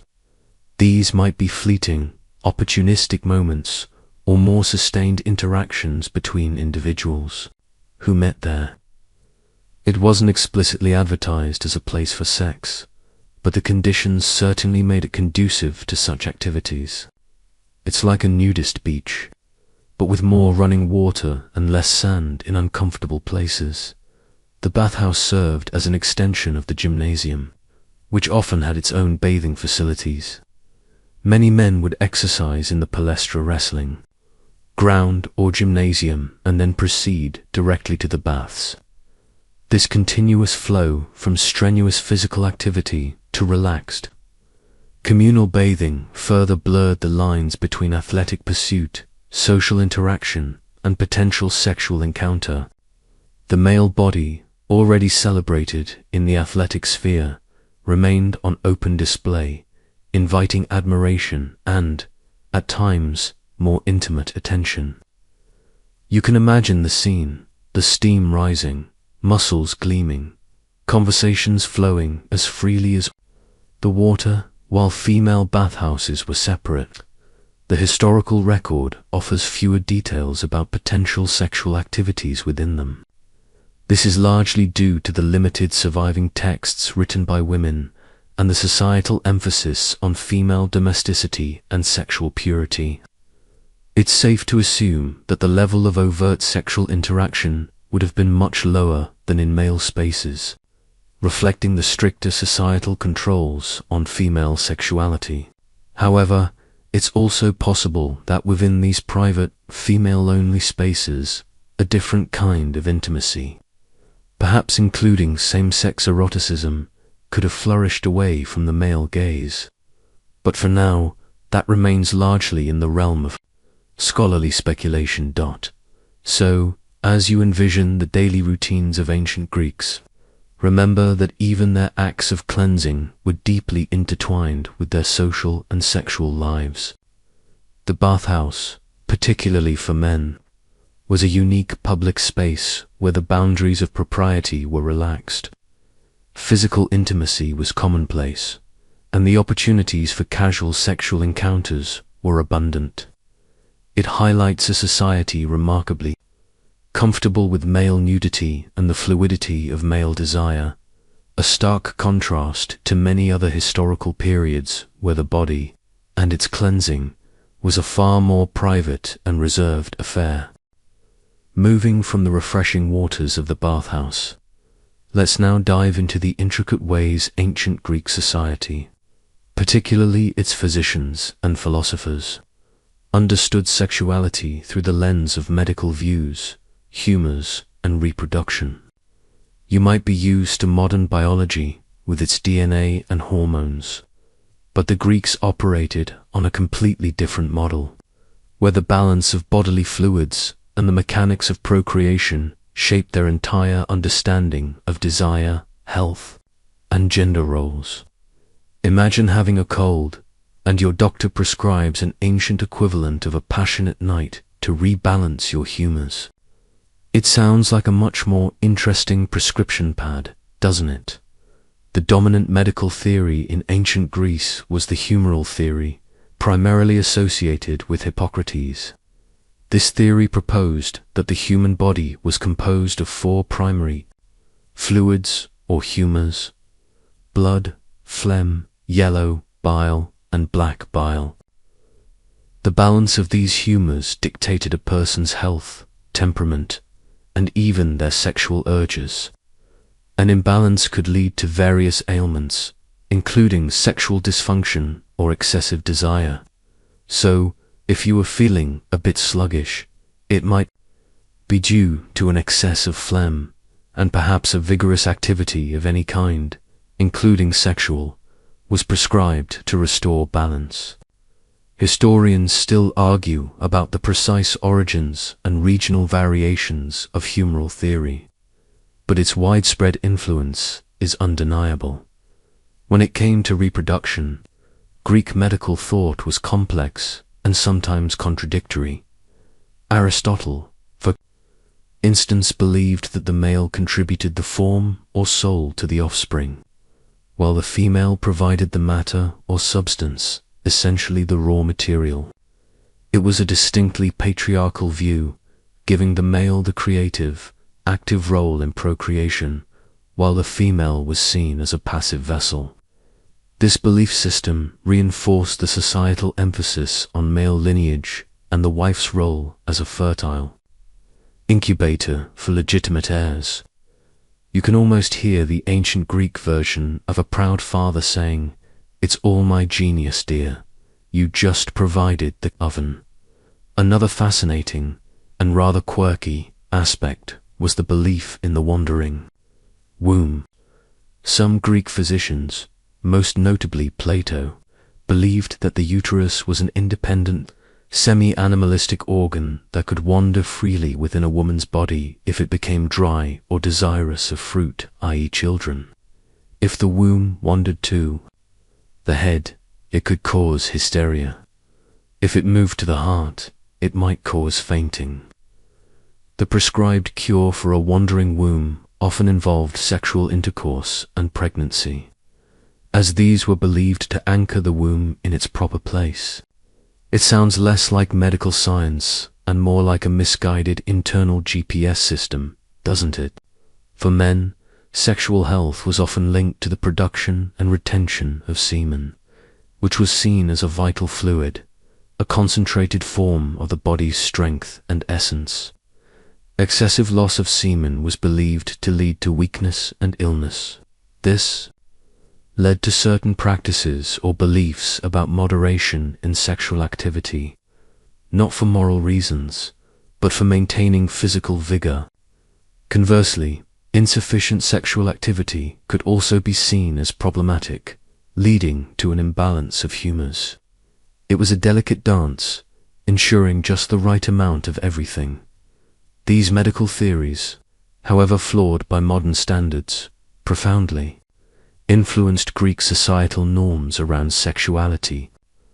They provided a scientific justification for different gender roles, for the importance of marriage, for procreation, and even for the perceived differences in male and female sexual temperaments. While a man's sexual appetite was often seen as natural and robust, a woman's was viewed as potentially problematic if left unchecked, needing to be channeled towards reproductive ends. It's a reminder that even the supposedly objective realm of medicine can be shaped by cultural biases. Leaving the ancient Greek doctor's office, let's now ascend to the lofty heights of philosophical thought and examine how different schools wrestled with the perplexing question of pleasure, particularly philosophy on pleasure, Stoics and Epicureans. You might envision philosophers as detached thinkers, far removed from bodily desires. But many ancient Greek schools of thought grappled intensely with the role of pleasure, including sexual pleasure, in achieving a good life. It's like a millennial self-help debate club, but with much less comfortable seating. On one side of this intellectual sparring match stood the Epicureans, followers of the philosopher Epicurus. Their philosophy, often misunderstood today, was founded on the idea that the ultimate goal of life was ataraxia, freedom from disturbance, and aponia, absence of pain, leading to a state of tranquil pleasure. You might immediately think of hedonism, but for Epicurus, true pleasure wasn't about unrestrained indulgence. It was about the absence of pain and the presence of gentle, sustainable contentment. Imagine a warm, quiet evening, good conversation with friends, and a simple meal. That was the Epicurean ideal. Historians still argue whether Epicurus himself engaged in extensive physical pleasures, or if his teachings were primarily ascetic. When it came to sexual pleasure, the Epicureans were pragmatic. They acknowledged its existence and its capacity to provide short-term gratification. However, They also recognized that sexual desire could lead to disturbance, anxiety, and ultimately pain through jealousy, rejection, or the demanding nature of relationships. Therefore, while not condemning sex outright, they generally advocated for a cautious approach, suggesting that pursuing intense sexual pleasure was often not worth the potential trouble it could bring to one's peace of mind. It's like their version of Netflix and chill, but with a lot more philosophical introspection about whether the chill part is truly maximizing your inner tranquility. They might have advised, if it causes drama, it's not truly pleasurable. On the opposing side were the Stoics, a school of thought founded by Zeno of Citium, which emphasized virtue, reason, and living in harmony with nature as the path to eudaimonia flourishing. For the Stoics, emotions and desires, particularly intense ones, were often seen as disturbances to rational thought and virtuous action. Their ideal was apatheia, not apathy in the modern sense, but freedom from disruptive passions. They believed that true happiness came from accepting what you could not control and focusing on what you could, your own thoughts and actions. When it came to sexual desire, the Stoics viewed it with suspicion.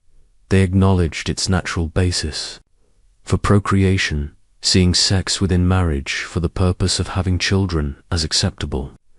However, they condemned sex pursued purely for pleasure or gratification, especially outside the bounds of procreation. For a Stoic, being overcome by lust or desire was a sign of irrationality, a weakness that compromised one's virtue.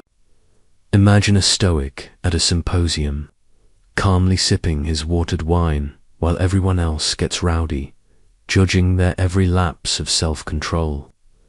It's enough to make you feel a little judged even now, isn't it? They believed that one should master their desires rather than be mastered by them, maintaining an inner tranquility regardless of external provocations. A quirky tidbit is that both schools, despite their differences, emphasized self-control and moderation in various aspects of life, though for different reasons. Epicureans sought moderation to achieve lasting pleasure and avoid pain, while Stoics sought it to embody virtue and maintain rational control. It's like two different paths leading to roughly the same advice. Don't go overboard, mate. So, as you ponder the ancient Greek mind, remember that even their most profound thinkers wrestled with the universal human experience of desire. The Stoics and Epicureans, with their contrasting yet equally influential views on pleasure and passion, offer a glimpse into a society that sought not just physical satisfaction, but also meaning and contentment in their lives, even when those pursuits led to radically different approaches to something as fundamental as sex. You might find yourself leaning towards one school or the other, or perhaps just happy that you don't have to philosophize about every single indulgence. Having contemplated the philosophical approaches to pleasure, let's now explore a more performative and sometimes subversive aspect of ancient Greek society: cross-dressing, whether for theatrical performance, religious ritual, or even personal expression. You might assume that gender roles were rigidly fixed in ancient Greece, and largely they were.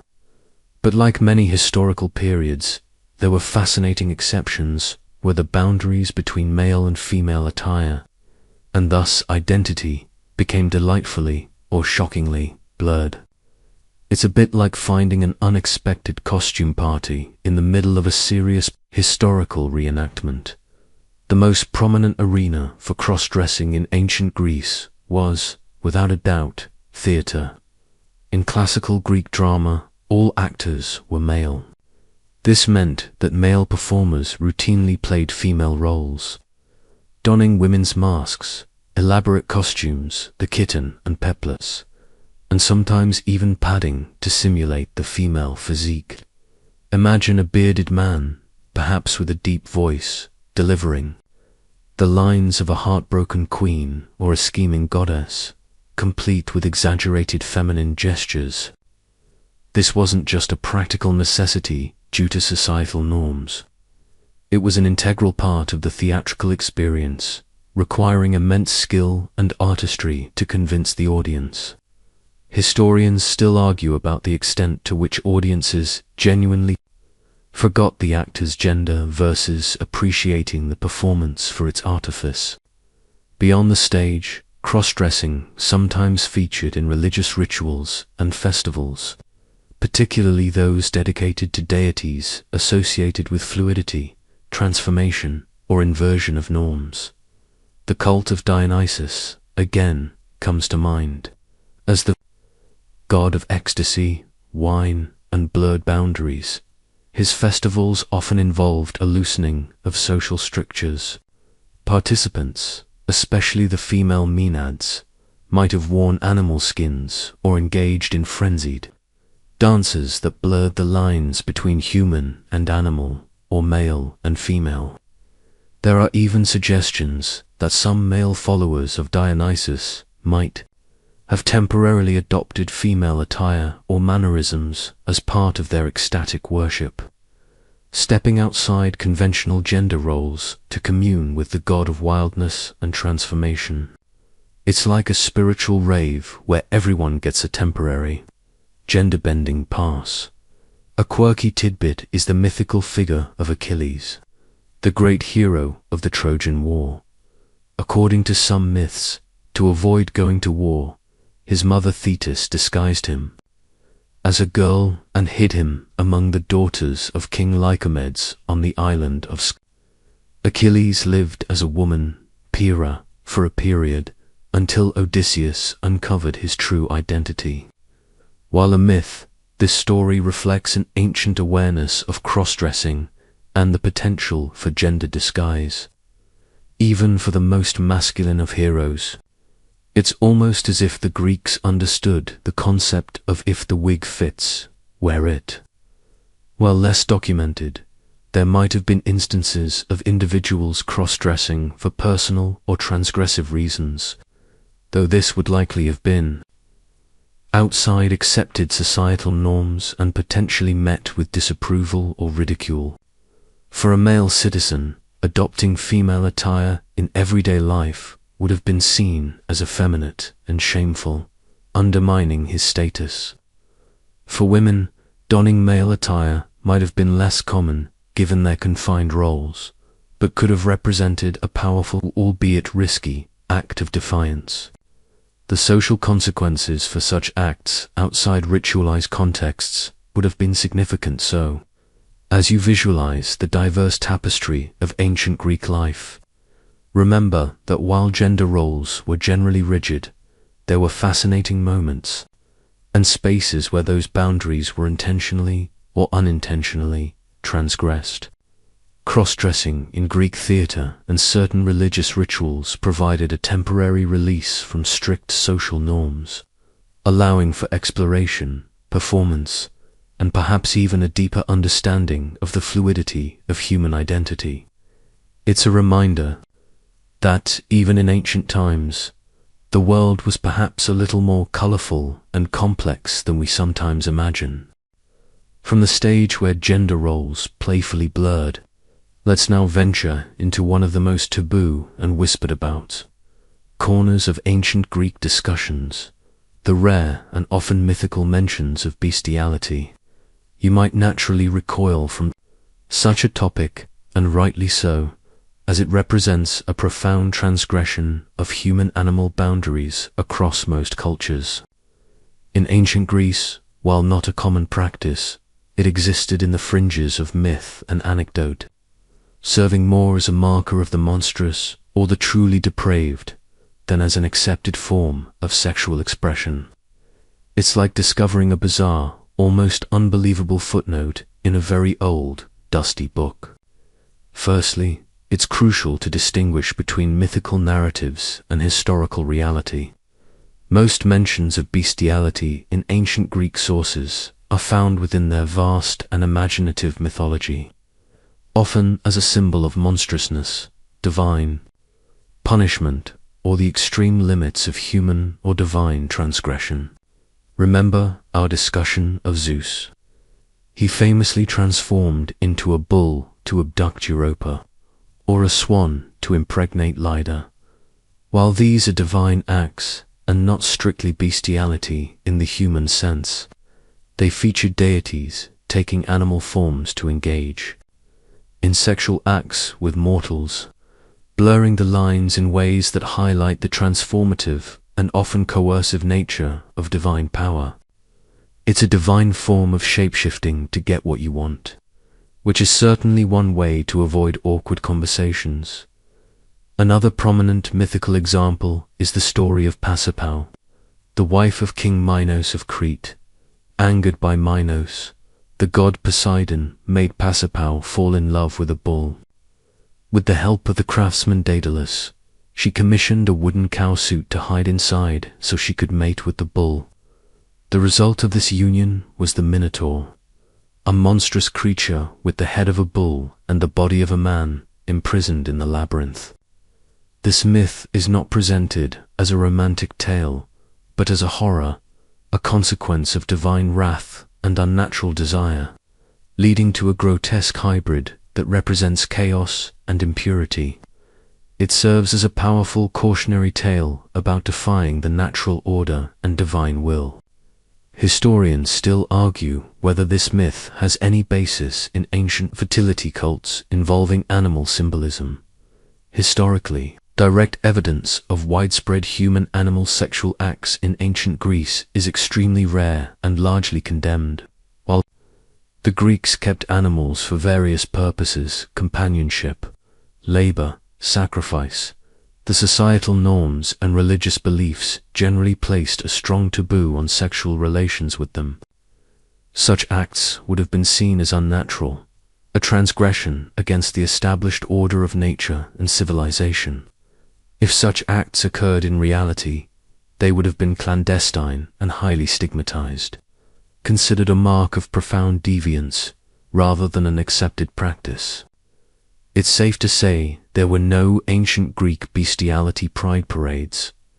A quirky tidbit, however, is that while bestiality was condemned, the Greeks did have a complex relationship with animals, often seeing them as embodying certain human qualities or divine connections. Think of the Sphinx, the centaurs, or the satyrs.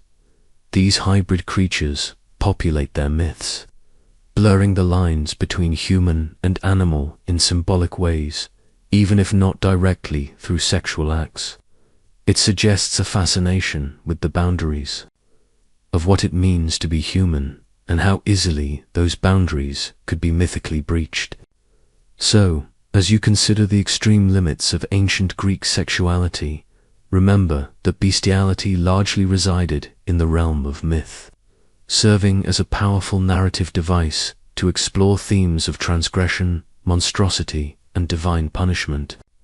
It was a line in the sand, a taboo that, when crossed, signaled a departure from what was considered human and natural. While the ancient Greeks were surprisingly open about many aspects of human sexuality, the crossing of the species barrier was a step too far, firmly relegated to the dark corners of their imagination rather than the light of their daily lives. Having navigated the unsettling mythical landscape of bestiality, let's now turn to another deeply entrenched taboo that, surprisingly, also had its mythical and rare historical exceptions in ancient Greece: incest. You might instinctively recoil at the very word, as most human societies have strict prohibitions against sexual relations between close family members. In Greece, these taboos were indeed powerful and largely observed, crucial for maintaining social order and preventing genetic defects. Yet, the myths, those powerful narratives that shaped their worldview, often explored the transgression of this very taboo, sometimes with shocking results. It's like a strict rulebook with a secret, forbidden appendix. The most famous and tragic mythical example of incest is the story of Oedipus. Unknowingly, Oedipus kills his father Laius and marries his mother, Jocasta, fulfilling a prophecy that he desperately tried to avoid. When the truth is revealed, Jocasta hangs herself, and Oedipus blinds himself in horror. This isn't a tale of passionate desire. It's a terrifying exploration of fate, divine curse, and the catastrophic consequences of unwitting transgression. The story serves as a profound warning about the dangers of violating fundamental societal norms, even unknowingly. It's the ultimate "it was all a misunderstanding, but now everyone's dead" or blind scenario. Historians still argue whether the Oedipus myth primarily reflects anxieties about unknowing incest or about the dangers of defying prophecy. While the Oedipus myth is the most renowned, other divine myths also played with the incest taboo. The very first generation of gods, the Titans, often engaged in sibling unions, like Cronus and Rhea, who were both siblings and consorts, giving birth to the Olympian gods. And the Olympian gods themselves, like Zeus and Hera, were siblings who married and had children.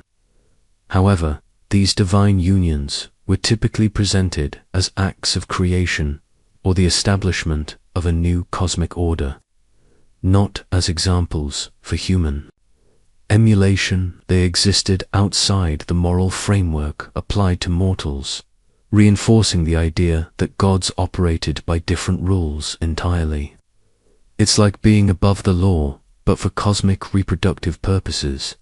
Historically, however, incest between close relatives, parent-child, sibling-sibling, was strictly forbidden and severely condemned in ancient Greek society. The purpose of marriage, as we've discussed, was to produce legitimate heirs and establish alliances between families, and incest would undermine both of these crucial functions. Such relationships would disrupt the social order, violate religious prohibitions, and lead to potentially undesirable genetic outcomes. Legal codes, though varying between city-states, would have certainly punished such acts harshly, often with death or exile. You wouldn't find anyone openly advocating for such unions in the Agora. A quirky tidbit is the concept of endogamy, marrying within a close group, which was practiced by some aristocratic families in Greece, but usually not to the degree of direct sibling or parent-child unions. Sometimes marrying first cousins was acceptable, particularly to keep property within the family or to maintain social status. This was a pragmatic choice, albeit one that balanced the need for strong family ties with the broader taboo against closer relations. It's a fine line to walk, ensuring your family tree doesn't start looking like a tangled bush. So, as you consider the ancient Greek approach to incest, remember that it was a profound and rarely transgressed taboo in their mortal world, essential for social cohesion and the purity of lineage. Yet, in the mythical realm, it served as a potent narrative device, exploring the very limits of human and divine action, illustrating the horrifying consequences of violating the most fundamental of social prohibitions. It's a testament to the power of stories to both reflect and challenge the deepest fears and moral frameworks of a society, even as you settle deeper into your dreams. Perhaps now with a newfound appreciation for your own family tree's straightforward branches. From the chilling narratives of mythical incest, let's now turn to another grim, yet deeply embedded, practice in ancient Greek society: infanticide, specifically the exposure of infants to ensure only desired offspring, particularly males, survived. You might find this utterly abhorrent, a profound violation of the sanctity of life, and indeed, from a modern perspective, it is. but in the harsh realities of ancient Greece, where resources were limited and family lineage paramount. The decision to expose an infant was a stark, often pragmatic, choice rather than an act of wanton cruelty. It's like a brutal form of population control, dictated by the brutal realities of survival. Unlike what you might imagine, infant exposure was not typically an act of direct violence. Instead, an unwanted or deemed imperfect infant would be left in a remote location, such as a mountainside or a designated area, to die from exposure, hunger, or predation. The idea was that if a deity wished the child to live, it would be miraculously rescued. This offered a veneer of religious justification for what was, in essence, a death sentence.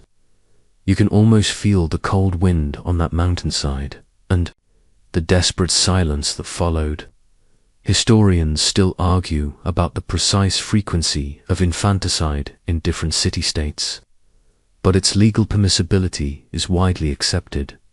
The primary reasons for infanticide were often economic and social.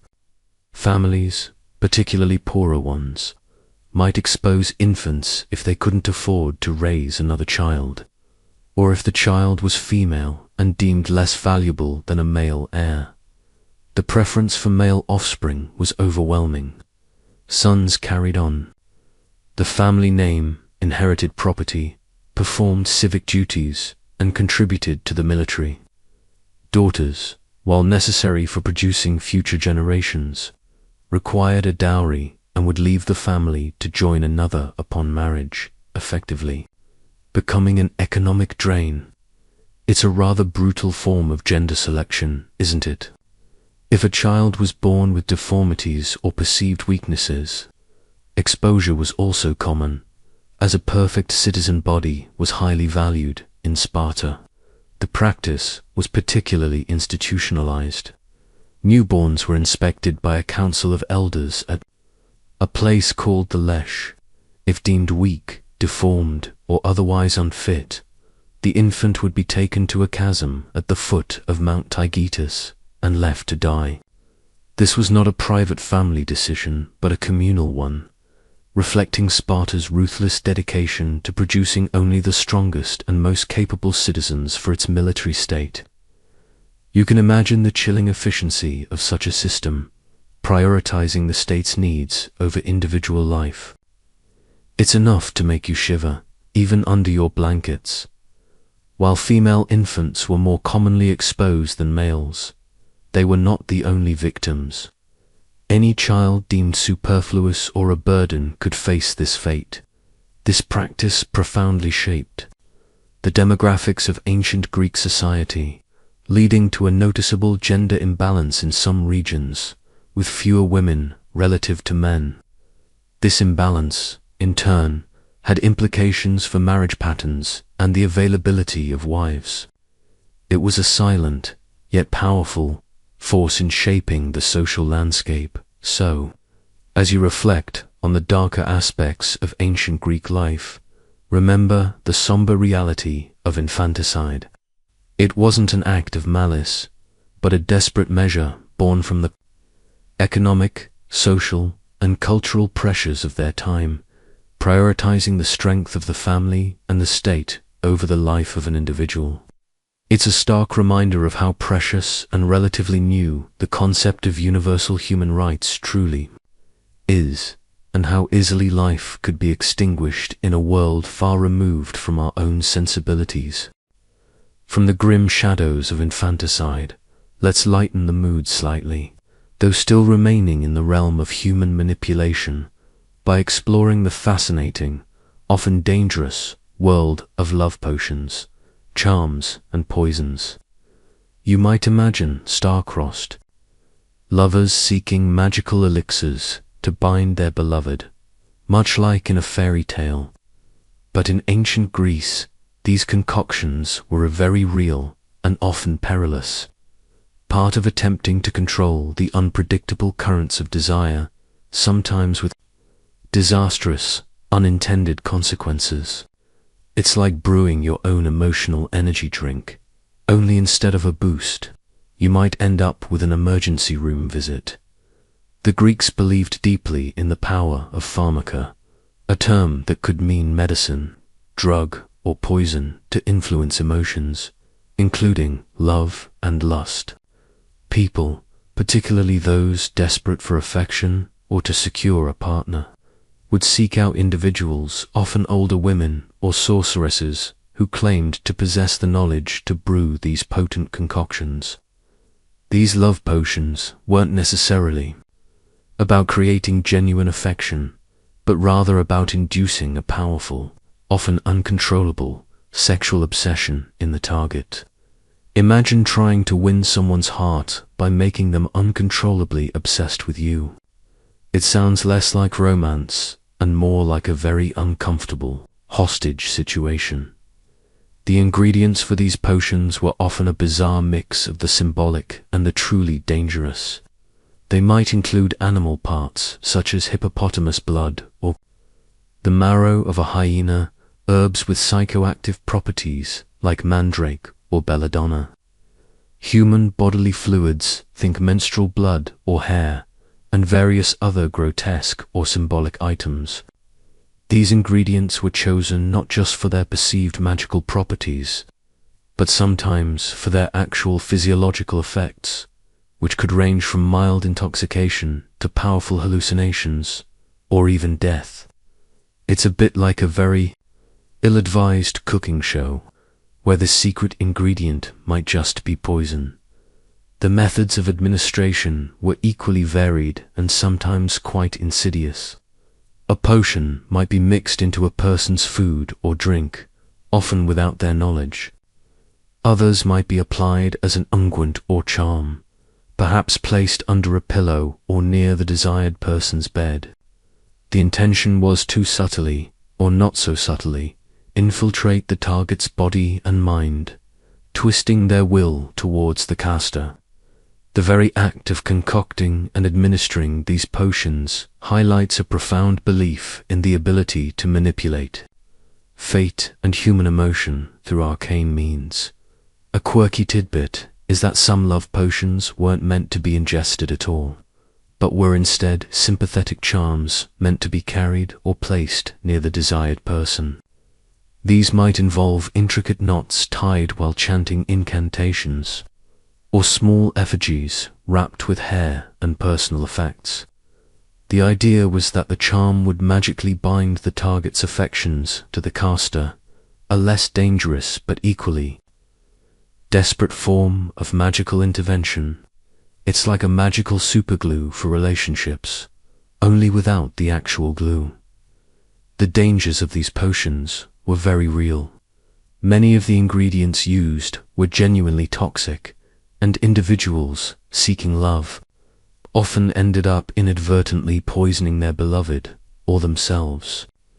Ancient texts contain cautionary tales and even legal accounts of deaths caused by botched love potions. This inherent risk didn't deter everyone, however, revealing the intense desperation and belief in magic that permeated ancient Greek society. The pursuit of love, or at least sexual desire, could literally be a matter of life and death. So, as you drift into slumber, consider the desperate lengths to which ancient Greeks would go to control the unpredictable forces of love and desire. These love potions, whether effective or tragically misguided, offer a fascinating glimpse into a world where magic and medicine blurred, and the human heart's most potent yearnings sometimes led to the most shocking and dangerous of practices. Leaving the dangerous allure of love potions behind, let's now consider a specific, often tragic, social role within ancient Greek society: eunuchs, who served as servants and guardians. You might associate eunuchs primarily with Eastern empires, but they also played a significant, albeit limited, role in the Greek world, particularly in wealthy households or in certain religious contexts. Their presence highlights another layer of ancient Greek sexual dynamics involving bodily alteration. and a unique position within the social hierarchy. Imagine a trusted guard whose very physiology has been dramatically altered to ensure absolute loyalty and to mitigate certain perceived threats. Eunuchs were men who had been castrated, either before or after puberty. The reasons for this procedure varied, but in the context of service, it was primarily done to make them seemingly safe around women, particularly in harems or as guardians of royal or aristocratic females. The belief was that by removing their capacity for sexual desire or procreation, they would be more trustworthy and less of a threat to the purity of the women they guarded. It's a rather extreme form of background check, isn't it? This practice speaks volumes about the anxieties surrounding female chastity and the lengths to which powerful men would go to ensure it. While not as common in Greece as in, say, the Persian Empire from which the Greeks often acquired eunuchs, they were certainly present. Greek aristocrats and tyrants sometimes employed eunuchs, especially for sensitive roles requiring absolute loyalty and proximity to private quarters. They could serve as chamberlains, tutors, or custodians of valuable possessions, including the women of the household. Their perceived lack of sexual interest was considered a valuable asset, allowing them access to spaces from which other men would be strictly excluded. You can almost see them gliding silently through opulent corridors, their presence a constant, unsettling reminder of their unique status beyond the domestic sphere. Eunuchs also played a role in certain religious cults. For instance, the cult of Cybele, an Anatolian mother goddess, sometimes involved self-castration by her male priests, known as the Galli, during ecstatic rituals. This act was seen as a profound devotion, a renunciation of worldly desires, and a complete surrender to the goddess. While perhaps shocking, this ritualistic self-mutilation set them apart, granting them a unique spiritual authority and a liminal status, existing outside conventional gender and social norms. It's a testament to the extremes of devotion some would undertake. The social status of eunuchs in Greece was complex. On one hand, they were often enslaved and dehumanized, deprived of their masculinity and their ability to produce heirs, which was so central to Greek male identity. On the other hand, those who served powerful masters could wield considerable influence due to their proximity and trust. They often gained positions of power and wealth that freeborn citizens might envy, simply because they were considered safe and utterly dependent on their masters. It was a bizarre paradox of power and powerlessness, a golden cage for those who could not reproduce. The presence of eunuchs in ancient Greece, though not as pervasive as in some neighboring empires, reveals a fascinating aspect of their societal anxieties and solutions regarding control over women's sexuality and the maintenance of household purity. It reminds us of the profound lengths to which societies would go to enforce social norms, even if it meant physically altering individuals to fit a prescribed role. Their lives were a testament to the often harsh and unyielding demands of ancient social structures, where personal autonomy was often secondary to collective order and patriarchal control. Moving from the altered bodies of eunuchs, let's confront one of the most unsettling and uncomfortable realities of ancient Greek society: sexual assault, and how it was legally and socially perceived. You might hope that such a heinous act would be universally condemned, but the ancient Greek understanding of sexual violence was starkly different from our own, deeply entwined with notions of honor, property, and social status rather than individual bodily autonomy. It's a truth that often feels like a punch to the gut, a grim reminder of how far our ethical frameworks have evolved. In ancient Greece, Particularly in Athens, the legal system treated sexual assault not primarily as a crime against the victim's person, but often as a trespass against a male guardian's property or honor. For a citizen woman, her virginity before marriage and her fidelity within it were paramount, as these ensured the legitimacy of offspring and the purity of the family line. If a woman was sexually assaulted, the damage was often considered to be to her reputation and her guardian's honor, rather than to her bodily integrity or psychological well-being. The focus of legal proceedings would often be on the status of the individuals involved and the defilement of property, rather than the violence inherent in the act itself. This transactional view is profoundly disturbing to modern sensibilities. The distinction between hubris, outrage, or egregious assault and moigia, adultery, was crucial, particularly in Athenian law. Hubris could encompass various forms of physical or sexual violence, and its punishment was often severe, potentially even death. But it was generally applied when the perpetrator committed an act of insolence or public shaming that threatened the social order, rather than just the individual. Moitia, however, specifically referred to illicit sexual intercourse with a married woman, and the husband had the legal right to kill the adulterer if caught in the act. You can imagine the chilling power dynamics at play, where a husband's right to uphold his honor was prioritized over the woman's experience of the act. For non-citizen women, enslaved women, or pornai, the legal protections against sexual assault were virtually non-existent. As we discussed, enslaved people were considered property, and any sexual act perpetrated against them was seen as damage to their owner's property, not a crime against the enslaved person themselves. The idea of a prostitute being sexually assaulted was almost a non sequitur in their legal framework, as their bodies were already considered commercially available. This complete dehumanization for certain groups reveals the brutal inequalities inherent in Greek society, where consent was a privilege of the free, and even then, often limited by gender. Public opinion and social consequences for the victim were also devastating.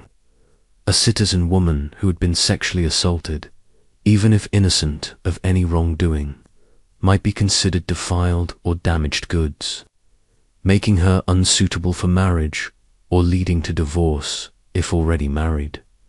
The shame and ostracism could be immense, effectively ruining her life.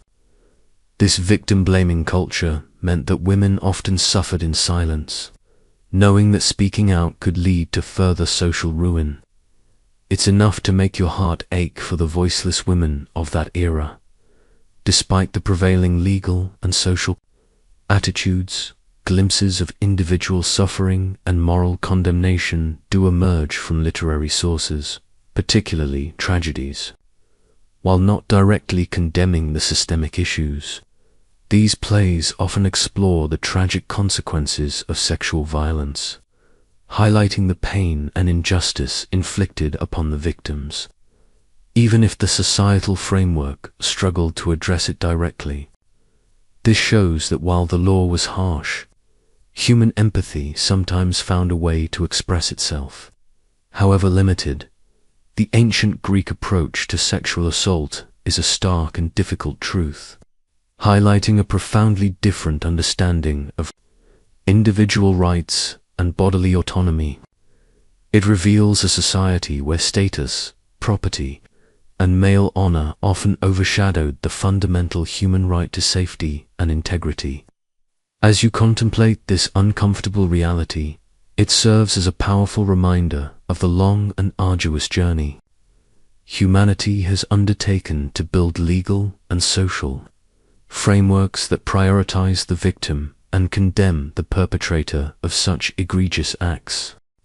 Having explored the difficult truths of sexual assault, let's now lighten the tone slightly and examine a group of philosophers who delighted in shocking societal norms, the Cynics.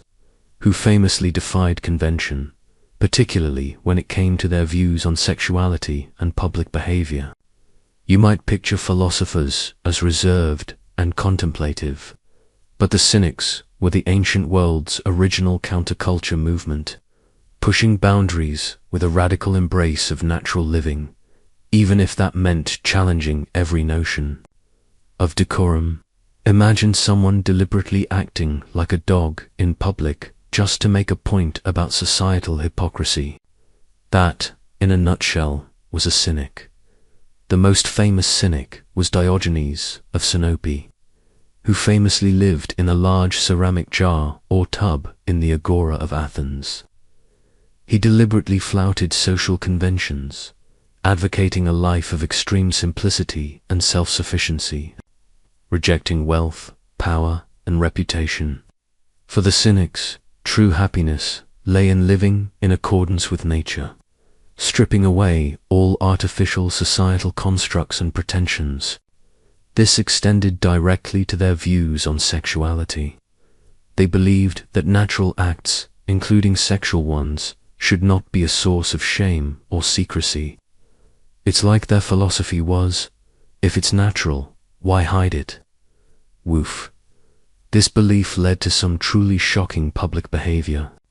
Diogenes himself was notorious for performing what were considered private acts, including masturbation and possibly sexual intercourse, in public. When questioned about it, he reportedly replied, "If only it were as easy to relieve hunger by rubbing my belly." His point was to expose the hypocrisy and artificiality of societal norms that deemed natural bodily functions shameful when performed openly, yet accepted many other forms of vice or pretense. He sought to challenge people's comfort zones and force them to confront their own ingrained prejudices. You can imagine the uproar he caused. A one-man scandal generator. The Cynics also rejected the conventional Greek emphasis on marriage and family as the basis of society. They viewed these institutions as artificial constructs that led to unnecessary attachments, anxieties, and a departure from a natural, free existence. Some Cynics advocated for promiscuity or the complete abandonment of social norms around sexual partnerships, embracing a freedom that was truly radical for their time. They were, in essence, the ultimate nonconformists, believing that most of society's rules were just silly barriers to true freedom.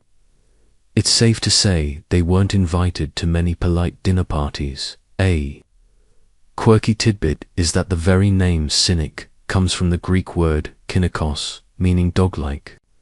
This wasn't an insult to them, they embraced it. Dogs live naturally, without shame, fulfilling their bodily needs openly. The Cynics admired this uninhibited, unpretentious existence and sought to emulate it.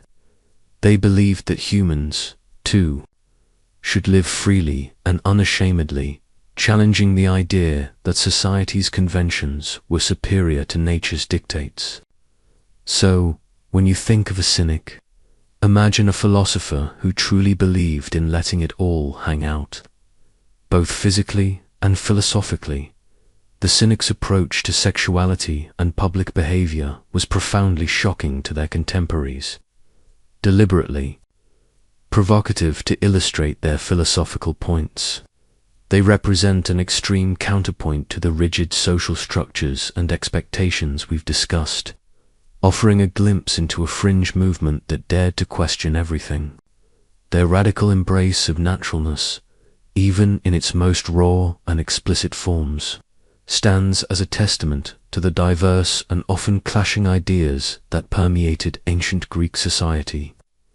They were living, breathing provocations, making sure no one got too comfortable with their preconceived notions of propriety, leaving the provocative challenges of the Cynics. Let's now immerse ourselves in the vibrant, often chaotic, world of festivals. Moments of release and revelry where social norms around sexuality might be temporarily relaxed. You might think of a festival as a wholesome community gathering, But in ancient Greece, many public celebrations were opportunities for catharsis, exuberance, and a sanctioned blurring of the lines between sacred duty and unrestrained pleasure. Imagine an annual event where the usual rules of polite society are briefly suspended, and everyone lets loose in a truly spectacular fashion. The most famous of these revelries were the festivals dedicated to Dionysus, the god of wine, fertility, madness, and ecstasy. As we've touched upon previously, the Dionysia, both the rural and urban versions, involved processions, dramatic performances, the birth of tragedy and comedy, and collective intoxication. Under the influence of wine and the contagious energy of the crowd, participants might shed their usual inhibitions, engaging in boisterous singing, dancing, and general merriment that often included overtly sexual gestures and innuendos. It was a time when the structured order of the polis yielded to the wild, untamed forces of nature and human passion. You can almost hear the raucous laughter and feel the intoxicating freedom in the air beyond Dionysus. Other agricultural festivals and cultic celebrations also had elements that encouraged sexual expression or fertility rites. The Anthesteria, for example, was a spring festival focused on new wine and the dead, but it also involved a sacred marriage ritual between the Archon Basileus, a high official, and the Basilina, his wife, which symbolized the union of the city with Dionysus. While this was a ritualistic act, the underlying theme of union and fertility was clear, imbuing the festival with a generative power. It's like a civic wedding ceremony, but with cosmic implications for the wine harvest. Another fascinating example is the Adonia, a festival primarily celebrated by women, commemorating the short life and death of Adonis, the youthful consort of Aphrodite. During this festival, women would plant Adonis gardens in shallow pots, seeds that would sprout quickly and then wither just as fast, symbolizing the fragility of life. While a somber undertone was present, the festival also involved women, lamenting, feasting, and engaging in ribald songs and playful, often sexual, banter. It was a space for female solidarity and expression that stepped outside the usual confines of domesticity, allowing for a public, if temporary, release of emotions and desires, including erotic ones. These festivals provided a crucial social function. They acted as a safety valve, allowing individuals to temporarily step away from the rigid strictures of daily life and societal expectations. The collective effervescence, the intoxication, and the anonymity of the crowd could lead to behaviors that would be unacceptable in other contexts. This temporary suspension of norms could reinforce them in the long run by providing an outlet for desires that were otherwise controlled. It's like a yearly get-out-of-social-jail free card, but only for a limited time and with lots of singing. While not all festivals were overtly sexual, many contained elements that either directly celebrated fertility and procreation or indirectly fostered an atmosphere where sexual inhibitions were lowered. These moments of collective release offer a vital counterpoint to the more formal and controlled aspects of Greek sexuality, showing a society that understood the human need for both order and chaos, for restraint and unbridled passion. They were a testament to the fact that even in ancient times, people loved a good party, especially if it came with a side of liberation. As the last echoes of the ancient festivals fade, and you feel yourself gently drifting back to the present, let's consider the enduring legacy of these shocking ancient Greek sexual practices, their echoes in the modern world. You might feel a sense of distance, a clear line separating our contemporary sensibilities from the sometimes bewildering norms of antiquity. Yet, if you listen closely, you'll find that the past, in all its complexity, continues to resonate, shaping our understanding, and often our misunderstandings, of sexuality even today. It's like discovering that the roots of your favorite modern song actually trace back to a really bizarre, ancient chant. One of the most obvious legacies lies in our vocabulary. Terms like lesbian, derived from the island of Lesbos, and the poet Sappho and Sapphic directly recall ancient female same-sex love. While the ancient Greeks didn't categorize sexual identity as we do, their open discussions and literary explorations of diverse attractions laid groundwork, however unintentional, for later understandings. Even the word pornography traces its roots to the Greek porn, prostitute, and graphos writing or drawing, reflecting an ancient awareness of explicit depictions, though their context and purpose were vastly different from ours. We borrow their words, but often fill them with our own modern meanings. The fascination, and often discomfort, with pederasty continues to be a profound point of contention and debate. Modern scholarship strives to understand it within its historical context, distinguishing it from contemporary child abuse, while still acknowledging the inherent power imbalances. This ongoing discussion forces us to confront the ethical challenges of interpreting historical practices through a modern moral lens, highlighting how deeply our present-day values clash with certain aspects of the past. It's a constant tightrope walk, isn't it, trying to understand without condoning. Think about the persistent double standards in sexuality. While modern societies have made strides towards gender equality, remnants of the ancient Greek idea of male sexual freedom versus female sexual containment can still be observed in various forms, from media portrayals to lingering social expectations about appropriate behavior for men and women. The ghost of the oikos and its fiercely guarded female virtue still occasionally haunts contemporary discussions about female sexuality and agency, albeit in much more subtle forms. Even our own artistic and cultural expressions bear the imprint of Greek sexuality. The idealized nude form in classical sculpture, so celebrated for its beauty, directly influenced Western art, while often stripped of its overt eroticism in later periods. The foundational comfort with the naked body, even the male body in an erotic context, traces back to ancient Greek aesthetics.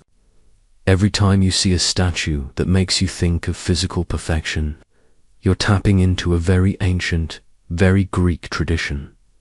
The way we still grapple with the interplay of pleasure, morality, and social order also echoes ancient philosophical debates. Are we more Epicurean, seeking pleasure with moderation, or are we more Stoic, striving for virtue and control over our desires? These ancient inquiries into the nature of a good life and the role of sexuality within it continue to inform our personal choices and societal values, often without us even realizing their historical roots. It's like finding a philosophical ancestor in your own thought patterns. As you finally allow yourself to surrender to sleep, recognize that the shocking sexual practices of ancient Greece were not isolated oddities. They were integral parts of a complex, sophisticated civilization that understood desire, procreation, and social order in ways fundamentally different from our own. Their legacy isn't just in marble ruins or epic poems.